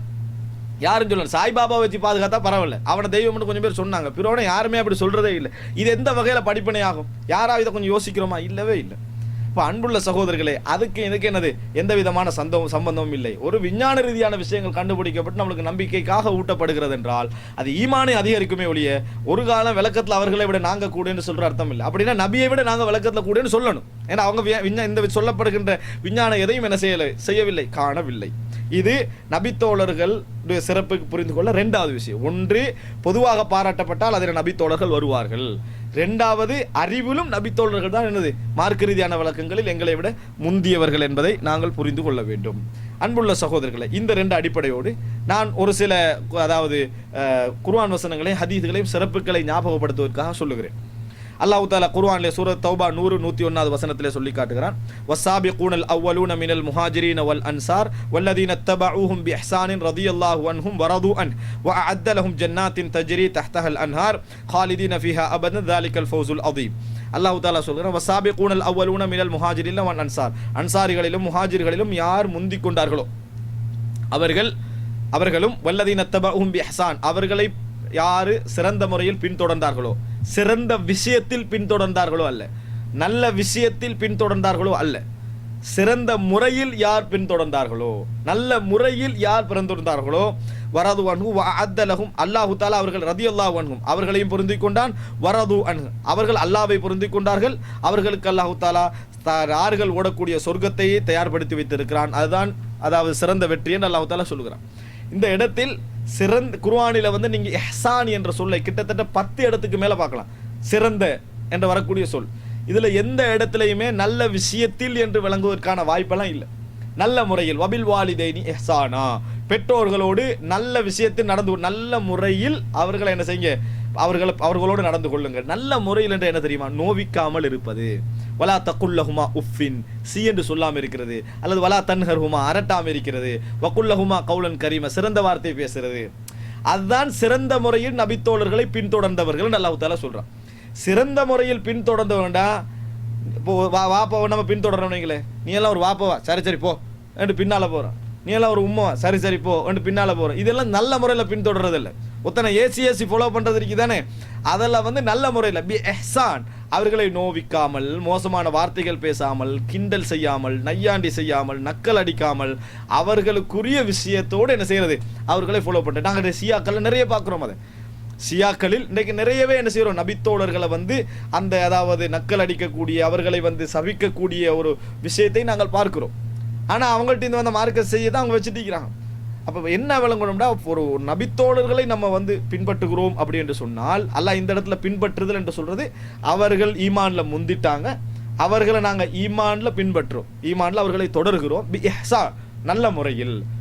அவர்கள் நாங்கள் ஈமான் கொண்டுட்டோம், அவர்கள் ஈமான் கொண்ட மாதிரி நம்ம ஈமான் கொள்றோம், அவங்க அதை இஸ்லாத்தை ஏற்றுக்கொண்ட மாதிரி நம்ம இஸ்லாத்தை ஏற்றுக்கொள்றோம். அப்போ அவங்கள பின்தொடரத்தான் செய்கிறோம். அவங்க இஸ்லாத்தை ஏற்றுக்கொண்ட மாதிரி நம்மளும் இஸ்லாத்தை ஏற்றுக்கொண்டோம்னு வைங்களேன், அப்போ நாங்கள் ஈமான்ல அவர்களை இப்போ தொடர்றோம். ஆனால் அவர்களை ஏசி தொடரக்கூடாது. பி இஹ்சான், சிறந்த முறையில் தொடரணும். நீங்க இஸ்லாத்துக்கு வந்துட்டீங்க, ஆனா அவங்கள போட்டு ஏசி என்ன செய்றீங்க, பின்தொடர்ந்துட்டு இருக்கிறீங்க. இது பிழை. வல்லதீன தபஊஹும் பி இஹ்சான், ஒரு சிறந்த முறையில் விளங்க வேண்டிய ஒரு இடம் அது. நபித்தோழர்கள் இஸ்லாத்துக்கு வந்துட்டாங்க, முஹாஜிர்கள் இஸ்லாத்துக்கு வந்து அவங்க எல்லாம் முந்தி விட்டவர்கள், பின்னால அவர்களை தொடர்கின்றவர்கள், நாங்கள பின்னால தொடரலாம். எங்கள்கிட்ட கெட்ட எண்ணங்களோட ஏசி சபிச்சு நம்ம தொடரக்கூடாது. நாங்க ஈமான் கொண்டோம்னா நம்ம அவங்கள தொடர, ஆட்டோமேட்டிக்காவே ஈமான் கொண்டு அவர்களை தொடர்றோம்னு அர்த்தம். தொடரக்குள்ள அவர்களை குறை சொல்லுகின்ற பண்பு இருக்கக்கூடாது. அதனால தான் எங்களுக்கு ஒரு துவா சொல்லப்படுது, ரப்பனா லா துஸிக் குலூபனா பஅத இத் ஹதைதனா, ரப்பனா லா தஜ்அல் ஃபீ குலூபினா கில்லல் லில்லதீன ஆமனு, ரப்பனா லா தஜ்அல் ஃபீ குலூபி வலா தஜ்அல் ஃபீ குலூபினா கில்லல் லில்லதீன ஆமனு, ஈமான் கொண்டவர்களுக்கு என்னது பற்றி கெட்ட எண்ணங்களை எங்களுக்கு என்ன செய்து விடாதே, உள்ளத்திலே ஏற்படுத்தி விடாதே. கில், அவர்களுக்கான மோசடியை எங்களது உள்ளத்திலே ஏற்படுத்தி விடாது. எனவே நபித்தோழர்களுக்கு பின்னால யாரெல்லாம் ஈமான் கொண்டார்களோ அவர்கள்லாம் ஆட்டோமேட்டிக்காவே நபித்தோழர்களை பின்தொடர்ந்து விட்டார்கள். மார்க்க ஃபிக்ஹ் சட்டத்தில் ஒரு ஃபத்வாவை எடுத்து இது சரியா பிள்ளையாண்டு ரிசர்ச் பண்றதெல்லாம் பின்தொடர்றது. ஃபிக்ஹ்ல அபூபக்கர் அவங்க என்ன சொல்லிக்கிறாங்கன்னு பார்த்து அதெல்லாம் பின்தொடர்றது. ஈமான் கொண்டா நம்ம ஆட்டோமேட்டிக்காக அவர்களை தொடர்ந்து விட்டோம். ஆனால் பி இஹ்சான், சிறந்த முறையில் தொடரணும். அவர்களை குறை சொல்லிக்கண்டு, ஏசிக்கண்டு, சபிச்சுக்கண்டு அப்படி என்ன செய்யக்கூடாது, தொடரக்கூடாது. அதான் அல்லாஹ் தஆலா சொல்லி காட்டுகிறான், பி இஹ்சானின் ரலியல்லாஹு அன்ஹும் வரது, அவர்களைத்தான் அல்லாஹ் புரிந்து கொள்றான். நபித்தோழர்களுக்கு இல்லாத ஒரு எக்ஸ்ட்ரா கடமை எங்களுக்கு வருது. என்ன, அவர்களை தொடர்கின்ற பொழுது நம்ம என்ன செய்ய வேண்டும், சிறந்த முறையில் தொடர வேண்டும், ஏசாம தொடர வேண்டும். அப்பதான் அல்லாஹ் எங்களை பொருந்திக் கொள்வான், இல்லாட்டி பொருத்தம் இல்லை. இப்போ பாருங்க, இதை விளங்குறத மாதிரி இன்னொரு ஹதீஸை பாருங்க. ரசூல் ஸல்லல்லாஹு அலைஹி வஸல்லம் இருக்கிற இடத்துல சஹாபாக்களுக்கும் ஹாலித் இப்னு வலீதுக்கு ஒரு சஹாபிக்கும் ஹாலித் இப்னு வலீதுக்கு ஒரு சின்ன சர்ச்சை வருது. இப்போ ஹாலித் இப்னு வலீத் ஏசி விடுகிறார். இப்போ ஹாலித் இப்னு வலீத் பிந்தி இஸ்லாத்துக்கு வந்தவர், முஹாஜிர்கள் அன்சார்கள் ஆரம்பத்தில் இஸ்லாத்துக்கு வந்தவங்க. இப்போ ஹாலித் இப்னு வலீத் இஸ்லாத்துக்கு வந்துட்டாருன்னு சொன்னா அவர்கள் முஹாஜிர்களை அன்சார்களை ஈமான்ல தொடர்ந்துட்டாங்கன்னு அர்த்தம். இப்போ ஹாலித் இப்னு வலீத் என்ன ஒரு பிரச்சனைல ஏசிட்டாரு. ஏசின உடனே ரசூல் ஸல்லல்லாஹு அலைஹி வஸல்லம் சொல்றாங்க, லா தசுப்பு அஸ்ஹாபி, எனது தோழர்களை ஏச வேண்டாம். லா தசுப்பு அஸ்ஹாபி ஃபலவ் அன்ன அஹதகும் அன்ஃபக மித்ல உஹதின் ذهبا மா பலக முத்த அஹதிஹிம் வலா நஸீபஹு. உங்களில் ஒருவர் உஹது மலை அளவுக்கு தங்கத்தை செலவழித்தாலும் அவங்களுடைய கைப்பிடி அளவுக்கு என்ன செய்யாது, அது வராது. ஏச வேண்டாம். ஏசாமல் தான் பின்தொடர வேண்டும், நோவிக்காமல் பின்தொடர வேண்டும், அவர்களை வருத்தப்படுத்தாமல் பின்தொடர வேண்டும். அதுதான் இஹ்சான் என்றது. ஹாலித் இப்னு வலீதுக்கு தான் அது. ஹாலித் இப்னு வலீத் ஒரு சஹாபியா இல்லையா? முன் சென்றவங்களை பின்தொடர்கின்ற நேரத்தில் அவர்கள் சஹாபாக்களுக்கு அல்லாஹ் தஆலா சர்டிஃபிகேட் கொடுத்து அவர்களை அல்லாஹ் பொருந்தி கொண்டான்னு சொல்லி அவர்களை பின்தொடர்கின்ற சஹாபாக்களாக இருந்தாலும் அவங்களுக்கு பின்னால வந்தவங்களாக இருந்தாலும் நோவினைப்படுத்தி கொண்டு குறை சொல்லி கொண்டு பின்தொடரக்கூடாது. அவங்கள பற்றிய கெட்ட எண்ணங்களை எங்களோட உள்ளத்துக்குள்ள ஏற்படுத்திக் கொள்ளக்கூடாது. இதுதான் இஸ்லாம் சொல்ற விஷயம். வெறுமனை சிறப்பை ஏற்றுக்கொள்வது மட்டுமல்ல, அறிவை ஏற்றுக்கொள்ளணும், பின்தொடர்கின்ற பொழுது குறை சொல்லக்கூடாது. இதுகளெல்லாம் எங்களோட கடமை என்பதை நாங்கள் புரிந்து கொள்ள வேண்டும். அன்புள்ள சகோதரர்களே, இன்னொரு சிறப்பை பாருங்கள். சஹீஹ் முஸ்லிமில் 6629வது இலக்கத்தில் வரக்கூடிய ஒரு சிறப்பு. அபூ மூஸா அல்-அஷ்அரி ரலியல்லாஹு அன்ஹு அறிவிக்கிறார்கள், قال صلينا المغرب مع رسول الله صلى الله عليه وسلم ثم قلنا لو جلسنا حتى نصلي معه العشاء. நாங்கள் அதாவது ரசூல் ஸல்லல்லாஹு அலைஹி வஸல்லம் மக்ரிப் தொழுது முடிச்சிட்டோம். அப்போ நாங்கள் பேசிக்கொண்டோம், நம்ம இஷா வரைக்கும் இருந்து இஷாவை ரசூலாவோட தொழுதுட்டு போனால் நல்லதே அப்படின்ட்டு பேசிக்கொண்டோம். ஃபஜலஸ்னா ஃபஹரஜ அலைனா, அப்போ இருந்தோம். இஷாவுக்கு ரசூலா பள்ளிக்கு வந்தாங்க. ஃபகால மாசில் தும் ஹாஹுனா, என்ன இங்கேயே இருந்துட்டு இருக்கிறீங்க, போகலையா அப்படின்னு கேட்குறான். குல்னா யா ரசூலுல்லாஹ் சல்லைனா மஅக்கல் மக்ரிப் சும்ம குல்னா நஜ்லிஸு ஹத்தா நுஸல்லி மஅக்கல் இஷா. நாங்கள் மக்ரிப் தொழுதுட்டு உங்களோட இஷா தொழுதுட்டு போக மட்டும் தான் இங்கே இருந்தோம். கால அஹ்சன்தும், நல்ல வேலை செஞ்சீங்க, அவ் அசபத்தும், சரியா செஞ்சீங்க அப்படின்னு சொல்றாங்க ரசூலா. கால ஃபரஃபஅ ரஅஸஹு இல ஸமா, அப்படி நபித்தோழர்கள் சொன்ன உடனேயே ரசூல் அப்படி வானத்தை பார்க்குறாங்க. ரசூல் ஸல்லல்லாஹு அலைஹி வஸல்லம் வகான கதீரன் மிம்மா யர்ஃபஉ ரஅஸஹு இல ஸமா, அதிகமாக வானத்தை இப்படி பார்ப்பாங்க. சஹாபாக்கள் எப்படி சொல்றாங்க, மக்ரிப் தொழுதுட்டு ரசூலாங்களோட நம்ம இஷாவும் தொழுதுட்டு போமே அப்படின்னு இருக்கிறாங்களே, நபியவர்களோடு இருக்கணும்னு நினைக்கிறாங்களே.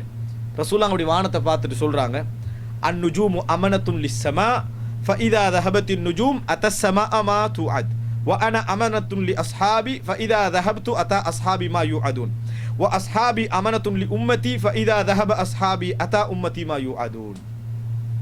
வானத்திற்கு நட்சத்திரங்கள் பாதுகாப்பு. நட்சத்திரங்கள் போயிட்டேன்னா வானம் அழிஞ்சிரும்.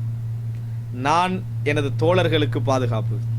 நாம் போயிட்டென்று சொன்னால் என் தோழர்களுக்கு வாக்களிக்கப்படுகின்றவைகள் வந்துவிடும். என் தோழர்கள் இந்த இஸ்லாமிய உம்மத்திற்கு பாதுகாப்பு. என் தோழர்கள் போய்விட்டால் இந்த உம்மத்திற்கு வாக்களிக்கப்பட்ட அனைத்தும் வந்துவிடும் என்றாங்க ரசூலுல்லாஹ். பாதுகாப்பு போயிரும் என்றாங்க. அன்புள்ள சகோதரர், நினைச்சு பாருங்க, ரசூலுல்லாஹ் இருக்கும் வரைக்கும் நபி தோழர்கள் எந்த ஒரு ஃபித்னா பிரச்சனைகள் கருத்து முரண்பாடுகள் வந்தாலும் ரசூலுல்லாஹ் தீர்த்து வைப்பாங்க, பாதுகாப்பா இருந்தாங்க. ரசூலுல்லாஹ் போனோமா சஹாபாக்களுக்கு இடையில சில கருத்து முரண்பாடுகள், பிரிவுகள், சர்ச்சைகள்லாம் செய்தான் போட்டான். ஆனாலும் நபித்தோழர்களுடைய பொது கட்டமைப்பு களையவில்லை. ஏண்டா அவங்க இன்னொரு சமுதாயத்துக்கு பாதுகாப்பு. சில சர்ச்சைகள் மற்ற சமுதாயத்தோடு ஒப்பிட்டா ஒரு குறிப்பிட்ட சிறு வீதம் என்ன செய்து ஏற்பட்டது. ஆனால் ஏனைய சமுதாயத்துக்கு அவங்க பாதுகாப்பாக இருந்தார்கள். ஃபித்னா வராமல் அவர்கள் காலத்தில் எந்த விதத்தும் வராமல் இருந்துச்சு. வந்தாலும் அப்படியே என்ன செஞ்சு ஹுரூஜியத் ஹவாரிஜ் வந்துச்சு, அதோட மட்டத்தை அதாவது அப்படியே தரமட்டமாக்கினான். ஷியா வந்துச்சு, தரமட்டமாக்கினான், வர விடவில்லை. என்றைக்கு நபித்தோழர்கள் போனார்களோ ஃபித்னா என்ன செய்யுது, வர ஆரம்பித்தது. அப்போ ரசூல் ஸல்லல்லாஹு அலைஹி வஸல்லம் இதில் வெறும் தக்குவா மட்டும் சொல்கிறாங்களா, ஃபிக்கு, மார்க்க அறிவு எல்லாம் சேர்த்தா என்ன செய்கிறாங்க சொல்லுகிறார்கள். இந்த சிறப்பான செய்தி சஹீஹ் முஸ்லிமில் நீங்கள் என்ன செய்யலாம், அதாவது 6629வது விளக்கத்தில் பார்க்கலாம். அன்புள்ள சகோதரர்களே, இப்போ இவ்வளவு செய்திகளும் நபித்தோருடைய சிறப்போடு சம்பந்தப்பட்டது. அடுத்ததாக இது சுருக்கமான ஒரு பகுதி தான். அதாவது இந்த சலஃபியா என்கின்ற இந்த சொல்ல பார்க்க நீங்கள் யோசிக்கக்கூடாது, இப்போ தான் சலஃபியாவுக்கு வராருண்டு. இந்த முன்னுரை விளங்கினா தான் இந்த சலஃபியான்றது என்ன செய்யும், நல்ல முறையில் விளங்கக்கூடிய ஒரு அம்சம். இந்த சலஃபி என்ற சொல்ல பொறுத்த வரைக்கும் மொழியில் என்ன கருத்துன்னு சொன்னால், அதாவது அரபு மொழின்றது சஹாபாக்கள் நபித்தோழர்கள் வந்தவரோ இல்லையே, எப்பயோ இருந்துட்டு வருது. மொழியில் பொதுவாக என்ன கருத்துக்கு பயன்படுத்தப்பட்டதுன்னா முந்தியது, முற்பணம், முந்திய விஷயங்கள், முந்தியவர்கள், முந்திய வணக்கங்கள், முந்திய அமல்கள், எல்லாம் எதெல்லாம் முந்துதோ முந்துறதுக்கெல்லாம் சலபண்ட சொல்ல என்ன செய்யும் பயன்படுத்தப்படும். அப்போ நீங்கள் குர்ஆனில் பார்க்கலாம் இல்லாமா கது சலஃப் என்ற வார்த்தைகளை நிறைய பார்க்கலாம் குர்ஆனில். இது சூரத்துன் நிசால 22 வசனத்தில் ஒரு உதாரணத்துக்கு சொல்கிறேன். வலா தன்கிஹு மா நக்கஹ ஆபா உக்கும் மினன் நிசா இல்லாமா கது சலஃப். அதாவது நீங்கள் பெற்றோர்கள் முடித்த பெண்களை நீங்கள் என்ன செய்யக்கூடாது, முடிக்கக்கூடாது. 2வது 3வது மனைவியாக முடிச்சுப்பாங்களே அவர்களை அவங்களோட தந்தை மௌத்தாகின பிறகு நீங்கள் முடிக்கக்கூடாது, இதற்கு முன்னால் நடந்ததை தவிர. இல்லாமா கது சலஃப், முந்தியதை தவிர. முந்தி செஞ்ச பாவத்தெல்லாம் மன்னிச்சிருவான், இதுக்கு பிறகு நீ அப்படி செய்ய வேணாம், முந்தியதுன்றான்ல. இப்படி குர்ஆனில் இல்லாமல் முந்தி வட்டி செஞ்ச வட்டி எடுத்திருந்ததை தவிர, முந்தி தங்கச்சியும் தாத்தாவையும் முடிச்சிருந்ததை தவிர, இப்படி முந்தியதை தவிர சலஃபேன்னு வரும். அப்போ இதெல்லாம் என்ன, முந்தியதுன்னு அர்த்தம். ஒன்று முந்தினா அதுக்கு சலஃபேன்றது முந்தி காலம் கடந்தது, காலத்தால் முந்தினது அதுக்கு. அதே போல சூரா ஹாக்கால 24 வசனத்தில் பார்க்கலாம், குலு வஷ்ரபு ஹனியம் பிமா அஸ்லப்தும் ஃபில் ஐயாமில் ஹாலியா. கடந்த காலங்களில் நீங்கள் முற்படுத்தியவைகளுக்காக இந்த சொர்க்கத்தில் உண்ணுங்கள் பருகுங்கள் என்று அல்லாஹ் தஆலா சொல்றான். முற்படுத்தியவைகளுக்கு அஸ்லஃப்தும் சலஃப் என்ற சொல்லிலிருந்து வந்தது. அப்போ இதெல்லாம் மொழியில் எதெல்லாம் முந்துற விஷயங்களுக்கு சலஃப் என்ற சொல்ல என்ன செய்யப்படும், யூஸ் பண்ணப்படும். அதே நேரத்தில் பாருங்க, இந்த சலஃப் என்ற சொல்ல அல்லாஹ் தஆலா ஃபிர்அவுனுக்கு யூஸ் பண்றான். சூரா ஜுஹ்ருஃப்ல 55-56 வசனத்தில் ஃபலம்மா ஆஸஃபூன தகம்னா மின்ஹும் ஃபஅக்ரக்னாஹும் அஜ்மஈன் ஃபஜஅல்னாஹும் ஸலஃபன் வ மஸலன் லில் ஆகிரீன். அல்லாஹ் தஆலா என்ன சொல்றாருன்னா, அவர்கள் எம்மை கவலைப்படுத்திய பொழுது, எங்களுக்கு அதை கவலைப்படுத்திய பொழுதுன்னு சொன்னா ஆஸஃபூனா எங்களுக்கு முரண்பட்ட பொழுது, அவர்கள் இன்தகம்னா மின்ஹும், அதாவது இந்த தவறிழைத்த பொழுது, கவலைப்படுத்திய பொழுதுல தவறிழைத்த பொழுது, இன்தகம்னா மின்ஹும் அவர்களை நாம் தண்டித்தோம், ஃபஅக்ரக்னாஹும் அஜ்மஈன் அதாவது அவர்கள் அனைவரையும் நாங்கள் மூழ்கடித்தோம், ஃபஜஅல்னாஹும் ஸலஃபன் மூழ்கடித்து அவர்களை முன்னோர்களாக ஆக்கினோம். ஃபிர்அவுனை அவனோட சமுதாயத்தை பின்னால வர அபூஜஹலுக்கும் அபூலஹபுக்கும் அவங்க தான் சலஃப். யாரு? ஃபிர்அவுன் அவனோட தூதர். அல்லாஹ் சொல்றா ஃபஜஅல்னாஹும் ஸலஃபன் வ மஸலன் லில் ஆகிரீன், மற்றவங்களுக்கு உதாரணமாக இவர்களை முன்னோர்களாகவும் ஆக்கினோம் என்றான். அப்ப சலஃபண்டா என்ன? சலஃபண்ட சொல் வந்து ஒரு இபாதத்தான புனிதமான சொல்லலாம் இல்லை. சலஃபண்டா முன்னோர்கள். ஃபிர்அவுன் அவனோட கூட்டத்தை அல்லாஹ் சலஃப் பண்றான் குர்ஆன்ல. அப்படின்னா முன்னோர்கள், ஃபஜஅல்னாஹும் ஸலஃபன் அவர்களை முன்னோர்களாக ஆக்கினோம். சலஃப் என்ற சொல் ஒரு புனிதமெல்லாம் இல்லை, அது வந்து யூஸ் பண்ணப்பட்டது ஒரு நல்ல கருத்துக்கு. என்னது? பிற்காலத்தில் யூஸ் பண்ணப்பட்ட சலஃப் என்ற சொல் முந்திரத்துக்கு அர்த்தம். அதே போல நான் முந்திரத்துக்குன்றதுக்கான விளக்கங்களை நான் சொல்லிட்டு வரேன். சஹீஹுல் புகாரில் 1436 இலக்கத்தில் நீங்க பார்க்கலாம். ஒரு மனுஷர் ஹக்கீம் பின் ஹைஸாம் வந்து ரசூலுல்லாஹ்கிட்ட சொல்றாரு, குல்தி யா ரசூல் அல்லாஹ்வின் தூதரே, அரஐத அஷ்யா குன்து அத்தஹன்னது பிஹா ஃபில் ஜாஹிலியா மின் சதகா அவ் அதாகா வசிலத்தி ரஹமின் ஃபஹல் ஃபிஹா மின் அஜ்ர். நான் வந்து இதுக்கு முந்தின காலத்தில் வந்து அல்லாஹ்வின் தூதரே, நான் தர்மம் செஞ்சுக்கிறேன், அடிமைகளை விடுதலை செஞ்சுக்கிறேன், உறவுகளை சேர்ந்து நடந்துக்கிறேன், இதுக்கெல்லாம் எனக்கு கூலி இருக்குதா? நான் இஸ்லாத்துக்கு வந்துட்டேன், இதுக்கெல்லாம் கூலி இருக்குதா அப்படின்றாங்க. ஃபகால நபி ஸல்லல்லாஹு அலைஹி வஸல்லம் ரசூல் ஸல்லல்லாஹு சொல்றாங்க, அஸ்லம்த அலாமா ஸலஃப மின் கைர். இதுக்கு முன்னால என்னென்ன கயிர்கள் இருந்ததோ, முந்திய கயிர்கள் இருந்ததோ அதோடு சேர்த்து தான் நீங்கள் இஸ்லாத்துக்கு வந்திருக்கிறீங்க, அந்த கூலியெல்லாம் உங்களுக்கு கிடைக்கும்ன்றாங்க. இஸ்லாத்துக்கு வந்தா சலஃபேன்றாங்க ரசூலுல்லாஹ், முந்தினது. அப்போ இது ஹதீஸில் குர்ஆனில் நிறைய வரும். இந்த சலஃப என்ற சொல், சலஃபன் என்ற சொல், அஸ்லஃப என்ற சொல் நிறைய வரும். அதே போல் சஹீஹுல் புகாரில் 2242 இலக்கத்தில் நீங்கள் பார்க்கலாம். அதாவது அபூ புர்தாவும் அப்துல்லா இப்னு ஷத்தாத் இந்த 2 பேரும் என்ன செய்கிறாங்கன்னா, அதாவது ஃபிஸ் சலஃப், அதாவது சலஃபிலே அவர்கள் என்ன செய்தார்கள், முரண்பட்டார்கள் வருது. அபூ புர்தாவும் மற்றவங்களே அப்துல்லா இப்னு ஷத்தாதும் சலஃபிலே முரண்பட்டார்கள். அப்போ சலஃபில் முரண்பட்டாங்கன்னா, அப்போ சலஃப் இல்லைன்னு சொல்லி அபு மூசா அல் அஷ்அரி இவங்களுக்கு கருத்து முரண்பட்டாங்களோ? அப்படியே இல்லை. சலஃபன்னா கடன், முற்பணம், கடனும் முற்பணம். அந்த கருத்தில் வியாபார பகுதியில் நீங்கள் புகாரி பார்த்தீங்கன்னு சொன்னால் பாபு சலஃபன் உதாரணமாக சலஃபுகளுடைய பாடம்னா அதெல்லாம் அக்கீதா பற்றியெல்லாம் வராது. கடனை முற்படுத்துறது, விளங்கிட்டா? இந்த மாதிரி விஷயங்களை முற்படுத்துறதுக்கு என்ன செய்யும், இந்த கடன், முற்பணம், இவைகளுக்கெல்லாம் என்ன செய்யும், நீங்கள் வாரத்தை நீங்கள் பார்க்கலாம். இன்னா குன்னா நுஸ்லிஃபு அலா அஹதி ரசூலுல்லாஹி ஸல்லல்லாஹு அலைஹி வஸல்லம், ரசூலுல்லாஹ்வோட காலத்தில் நாங்கள் இஸ்லாஃப் வேலை செய்வோம், சலஃப் வேலை செய்வோம். அப்படின்னு என்ன, முற்பணம் கொடுக்கின்றவர்களாக நாங்கள் இருந்தோம், இன்னென்ன விஷயங்களுக்கு முற்பணம் கொடுப்போம். அப்போ இதெல்லாம் வந்து முற்பணம் என்பதற்காக வரக்கூடிய விஷயம். சஹீஹுல் புகாரியில் 1672 இடத்துல நீங்கள் பார்க்கலாம். அதாவது கைஸ் இப்னு அபி ஹாசிம் சொல்றாரு, கால தஹல்னா அலா ஹப்பாப் நஊதுஹு, ஹப்பாப் இப்னு அரத்தை வந்து நோய் விசாரிப்பதற்காக சென்றோம். வக்கத் இக்தவா சபா கையாத், அவர் 7 நெருப்பு சுடு போட்டிருந்தாரு. அப்போ அவர் சொல்றாரு, இன்ன அஸ்ஹாபன் அல்லதீன ஸலஃபு மலவ், எனக்கு முன் சென்றவர்கள், ஸலஃபு எனக்கு முன் சென்றவர்கள், எனக்கு முன்னிருந்த நபித்தோழர்கள் எல்லாம் மலவு போய்விட்டார்கள். அவர் ஒரு நபித்தோழர் தான், எனக்கு முன் சென்றவர்கள் என்று சொல்லக்கல சலஃபு என்றார், அவங்கள சலஃப் என்றார். இவருக்கும் சலஃப் தானே, அவர் இவர் நபித்தோழர் தான், இவர் அவங்களுக்கு சலஃப் என்றார். ஏன்னா இவங்களுக்கு முன்னால் உள்ளவர் அவர், அவங்கெல்லாம் மலவ், அவங்கெல்லாம் போய்விட்டாங்க. வலம் தன் துன்யா, இந்த துன்யா அவர்களுக்கு எதையும் குறைக்கவில்லை அப்படி என்று சொல்லிட்டு அவரை பற்றி கவலைப்பட்டு அவர் சொல்றார், நாங்களாம் பிந்தி வாழ்ந்துட்டோம், உலகத்தை அனுபவிச்சிட்டோம்னு சொல்றாரு. இப்போ இந்த இடத்துலையும் சலஃப்ன்றது முந்தி வாழ்ந்தவர்கள் என்று சொல்றதுக்கு சொல்றது. அதே போல சஹீஹுல் புகாரில 6285 இலக்கத்தில் பார்க்கலாம். ஆயிஷா ரதியல்லாஹு அன்ஹா சொல்றாங்க, இந்த அதாவது ரசூலுல்லாஹி ஸல்லல்லாஹு அலைஹி வஸல்லம் சொல்கிறார்கள், அதாவது ஃபாத்திமா ரதியல்லாஹு அன்ஹா அவர்களுக்கு ஒரு உபதேசம் சொல்றாங்க. சொல்லக்குள்ள சொல்றாங்க, ஃபத்தகில்லா, அல்லாஹ்வை பயந்து கொள் ஃபாத்திமாவே, வஸ்பிரி, பொறுமையாக இருங்க, ஃபஇன்னி நிஅமஸ் ஸலஃபு அனலகி, நான் உங்களுக்கு நல்ல சலஃப், நான் உங்களுக்கு ஒரு நல்ல சலஃப் என்று சொல்றேன். அவன என்னையே முன்னுதாரணமா பார்த்துக்க, நான் ஒரு சலஃப், உனக்கு நல்ல சலஃப் நான் தான். ஏன்னா ரசூலுல்லாஹோட யாரும் நல்ல சலஃப் இல்லையே, உனக்கு நான் சலஃப், அதனால என்னைய நல்லா பார்த்துக்க, என்னைய பார்த்து நடந்துக்க, பொறுமையாக ஏறி, தக்குவாவோட ஏறி, அப்படி என்று சொல்லி ரசூலுல்லாஹ்களை முன்னுதாரணமா பாரு, நான் உனக்கு நல்ல ஒரு மூதாதை, அந்த முந்தியவர், உனக்கு நல்ல ஒரு முன்னுதாரணம் என்று ரசூலுல்லாஹி ஸல்லல்லாஹு அலைஹி வஸல்லம் சொல்றாங்க. இப்போ இதுல எல்லாம் என்ன அர்த்தம்? நான் சொன்ன இந்த குர்ஆன் வசனங்கள் 10க்கு மேல இருக்குன்னு சொன்ன சலஃப் என்ற சொற்கள், அதே போல ஹதீஸ்கள், இப்போ நான் உங்களுக்கு ஒரு 5-6 விஷயங்கள் எடுத்து காட்டினேன், இதெல்லாம் முந்தியது, முன்னுதாரணம், முன் சென்றவர்கள் அப்படி என்ற கருத்தில் பயன்படுத்தப்பட்டிருக்கு. அப்ப சலஃப் என்ற சொல் அதுக்கு தான் பயன்படுத்தப்படுறது. இந்த பயன்படுத்தப்பட்ட பிரயோகத்தை என்ன செய்யறாங்கன்னு சொன்னால், இஸ்லாமிய சமுதாயத்தில் எங்களுக்கு எல்லாருக்கும் யாரு முன்மாதிரி, முன்னுக்கு நிக்கிறவங்க நபித்தோழர்கள், எல்லாருக்குமே முன்னுக்கு நிக்கிறவங்க நபித்தோழர்கள். அப்ப எங்களுக்கு நாங்க ஒரு மூதாதையர் என்று ஒரு பார்க்கறதுக்கு ஒரு ஃபார்மேட்டாக எடுக்கிறதாக இருந்தால் அது நபித்தோழர்கள் தான். அதனால என்ன செஞ்சாங்கன்னு சொன்னா, தாபீன்களுடைய காலத்துக்கு பிறகு வந்தவர்கள் இந்த சலஃப் என்ற சொல்லை தங்களுக்கு முந்தியவர்களையும் தங்களுக்கு முந்திய நபித்தோழர்களுக்கும் பயன்படுத்த ஆரம்பித்தார்கள். சலஃப் என்ற சொல் அவர்கள்ட்ட சீராக இருந்த போக்குக்கும் பயன்படுத்த ஆரம்பித்தார்கள். சீராக இருந்த போக்குன்னா, இப்போ புதுசா இப்போ 4-5 பிதஅத் உருவாகுதுன்னு வைங்களேன், இந்த பிதஅத்துக்கு மாத்தமாக நேத்து இருந்த போக்கு, முந்தநாத்தி இருந்த போக்கு, முந்தின வருஷம் இருந்த போக்கு, முந்திய நூற்றாண்டு இருந்த போக்கு, முந்திய சமூகத்தில் இருந்த போக்கு, சலஃப், அதில் தான் நம்ம நின்றுவோம். இந்த விஷயங்களை நம்ம தலை போடக்கூடாது என்றதுக்கு பயன்படுத்த ஆரம்பிச்சாங்க. அந்த முற்படுத்தல் முந்தியவர்கள் என்ற சொல் என்ற அடிப்படையில் இந்த சொல்லுடைய வழக்கம் வாரத்தை பற்றி நீங்கள் ஒரு அறிமுகம் தெரிஞ்சுக்கணும். அதான் இதில் மிக முக்கியமான இடம். இந்த சொல்லுடைய வழக்கம் எப்படி வந்தது என்பதை தெரிந்து கொள்வதற்கு அன்புள்ள சகோதரர்களே, நீங்கள் பார்க்கலாம், நபித்தோழர்கள் இருந்த காலத்தில் பார்த்தீங்கன்னா எந்த விதமான வழிகேடும் வரல. வழிகேடு அப்படின்னு வந்ததுன்னா அந்த இடத்துல அவங்க என்ன செய்தார்கள், அதுக்கு அதாவது அந்த முடித்துட்டாங்க, அந்த வழிகேடை முடிச்சுட்டாங்க. முதலாவது இஸ்லாமிய சமுதாயத்தில் ஏற்பட்ட பிதஅத் என்ன?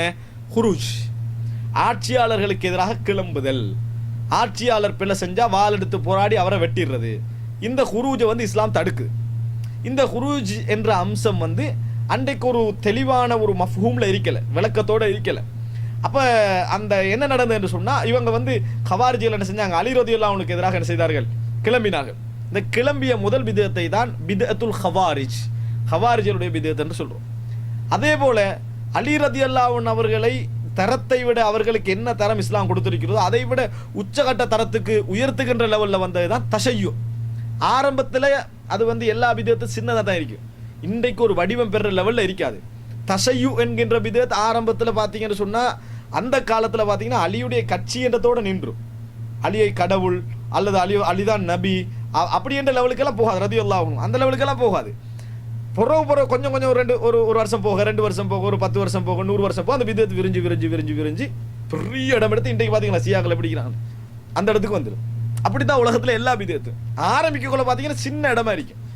அப்படியே இப்போ இன்றைக்கு நம்ம ஹவாரிஜ் ஒன்று சொல்ற சில வேலை அந்த அன்றைய ஹவாரிஜ் எல்லாம் வந்தாங்கன்னா இன்றைய ஹவாரிஜை வெட்டி போட்டுருவாங்க, நீங்க எல்லாம் ஹவாரிஜே இல்லைன்னு. சில வேலை அன்றைக்குள்ள சியாக்கள் நபி அது அலியுடைய காலத்தில் அந்த நிமிஷத்தில் உருவாகின அந்த சியாக்கள் இன்றைக்கு வந்தாங்கன்னா இவங்களெல்லாம் என்னது, இதெல்லாம் சியாவே இல்லை, நாங்கள் இப்படி சொல்லவே இல்லை என்ற லெவலுக்கு என்ன செஞ்சிருவாங்க, வந்துருவாங்க. அந்த அளவுக்கு சின்னதாக தான் இருக்கும். அப்போ முதலாவது ஹவாரிஜ் பிதஅத், அப்புறம் ஷியா பிதஅத் உருவாகுது. அப்படியே அதை தொடர்ந்து கதரியத் உருவாகுது, கதிர் சம்பந்தமான பிரச்சனைகள் உருவாகுது.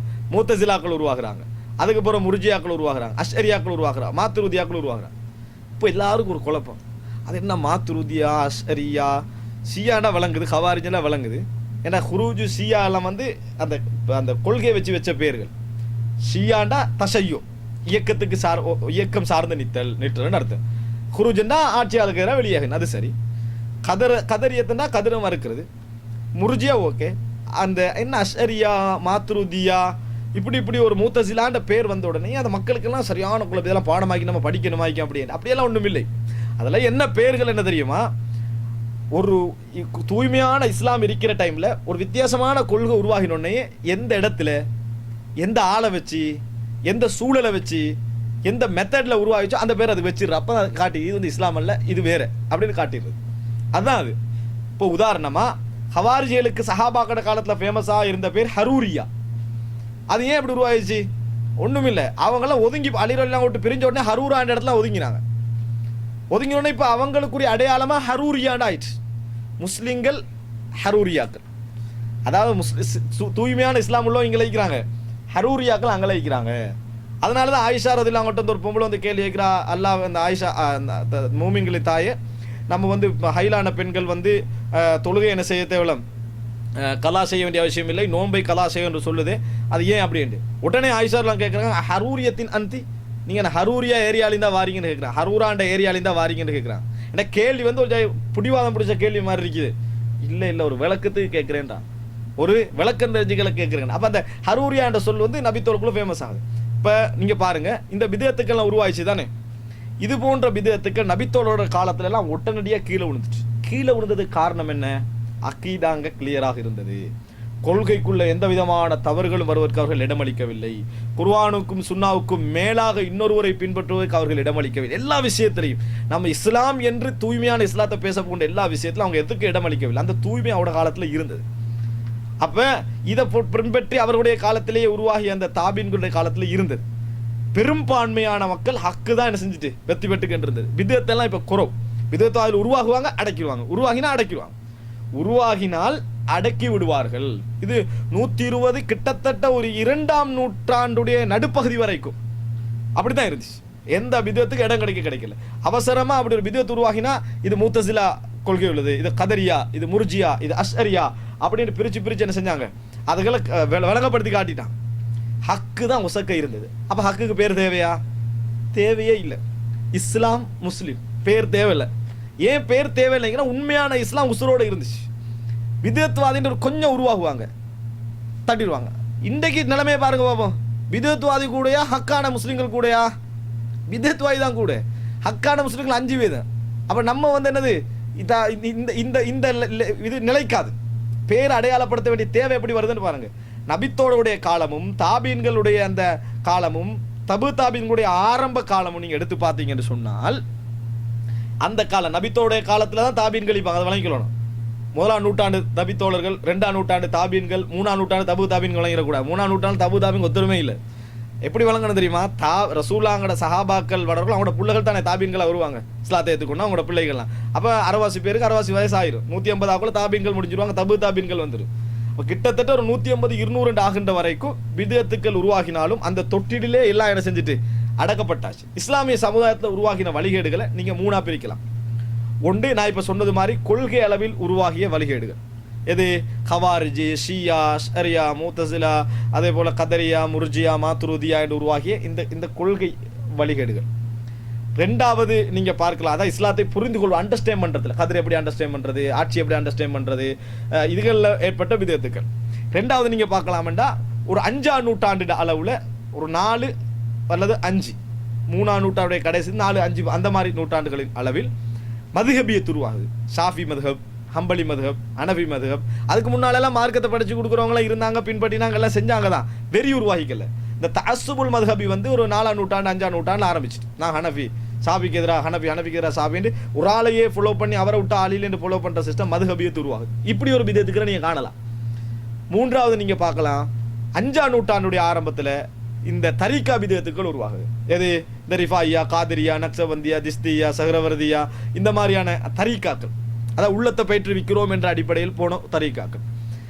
இதில் நீங்கள் பார்த்தீங்கன்னா முஸ்லீம்கள், இன்றைக்குள்ள முஸ்லீம்கள் குர்ஆன் சுன்னாவை பின்பற்றுகின்ற அந்த லிஸ்ட், அதையோட சேர்த்து நிறைய மிக்ஸ் பண்ணி பின்பற்றக்கூடியவர்களை நீங்கள் பார்த்தீங்கன்னு சொன்னால் இந்த 3 வைப்பாங்க, 1 வைக்க மாட்டார்.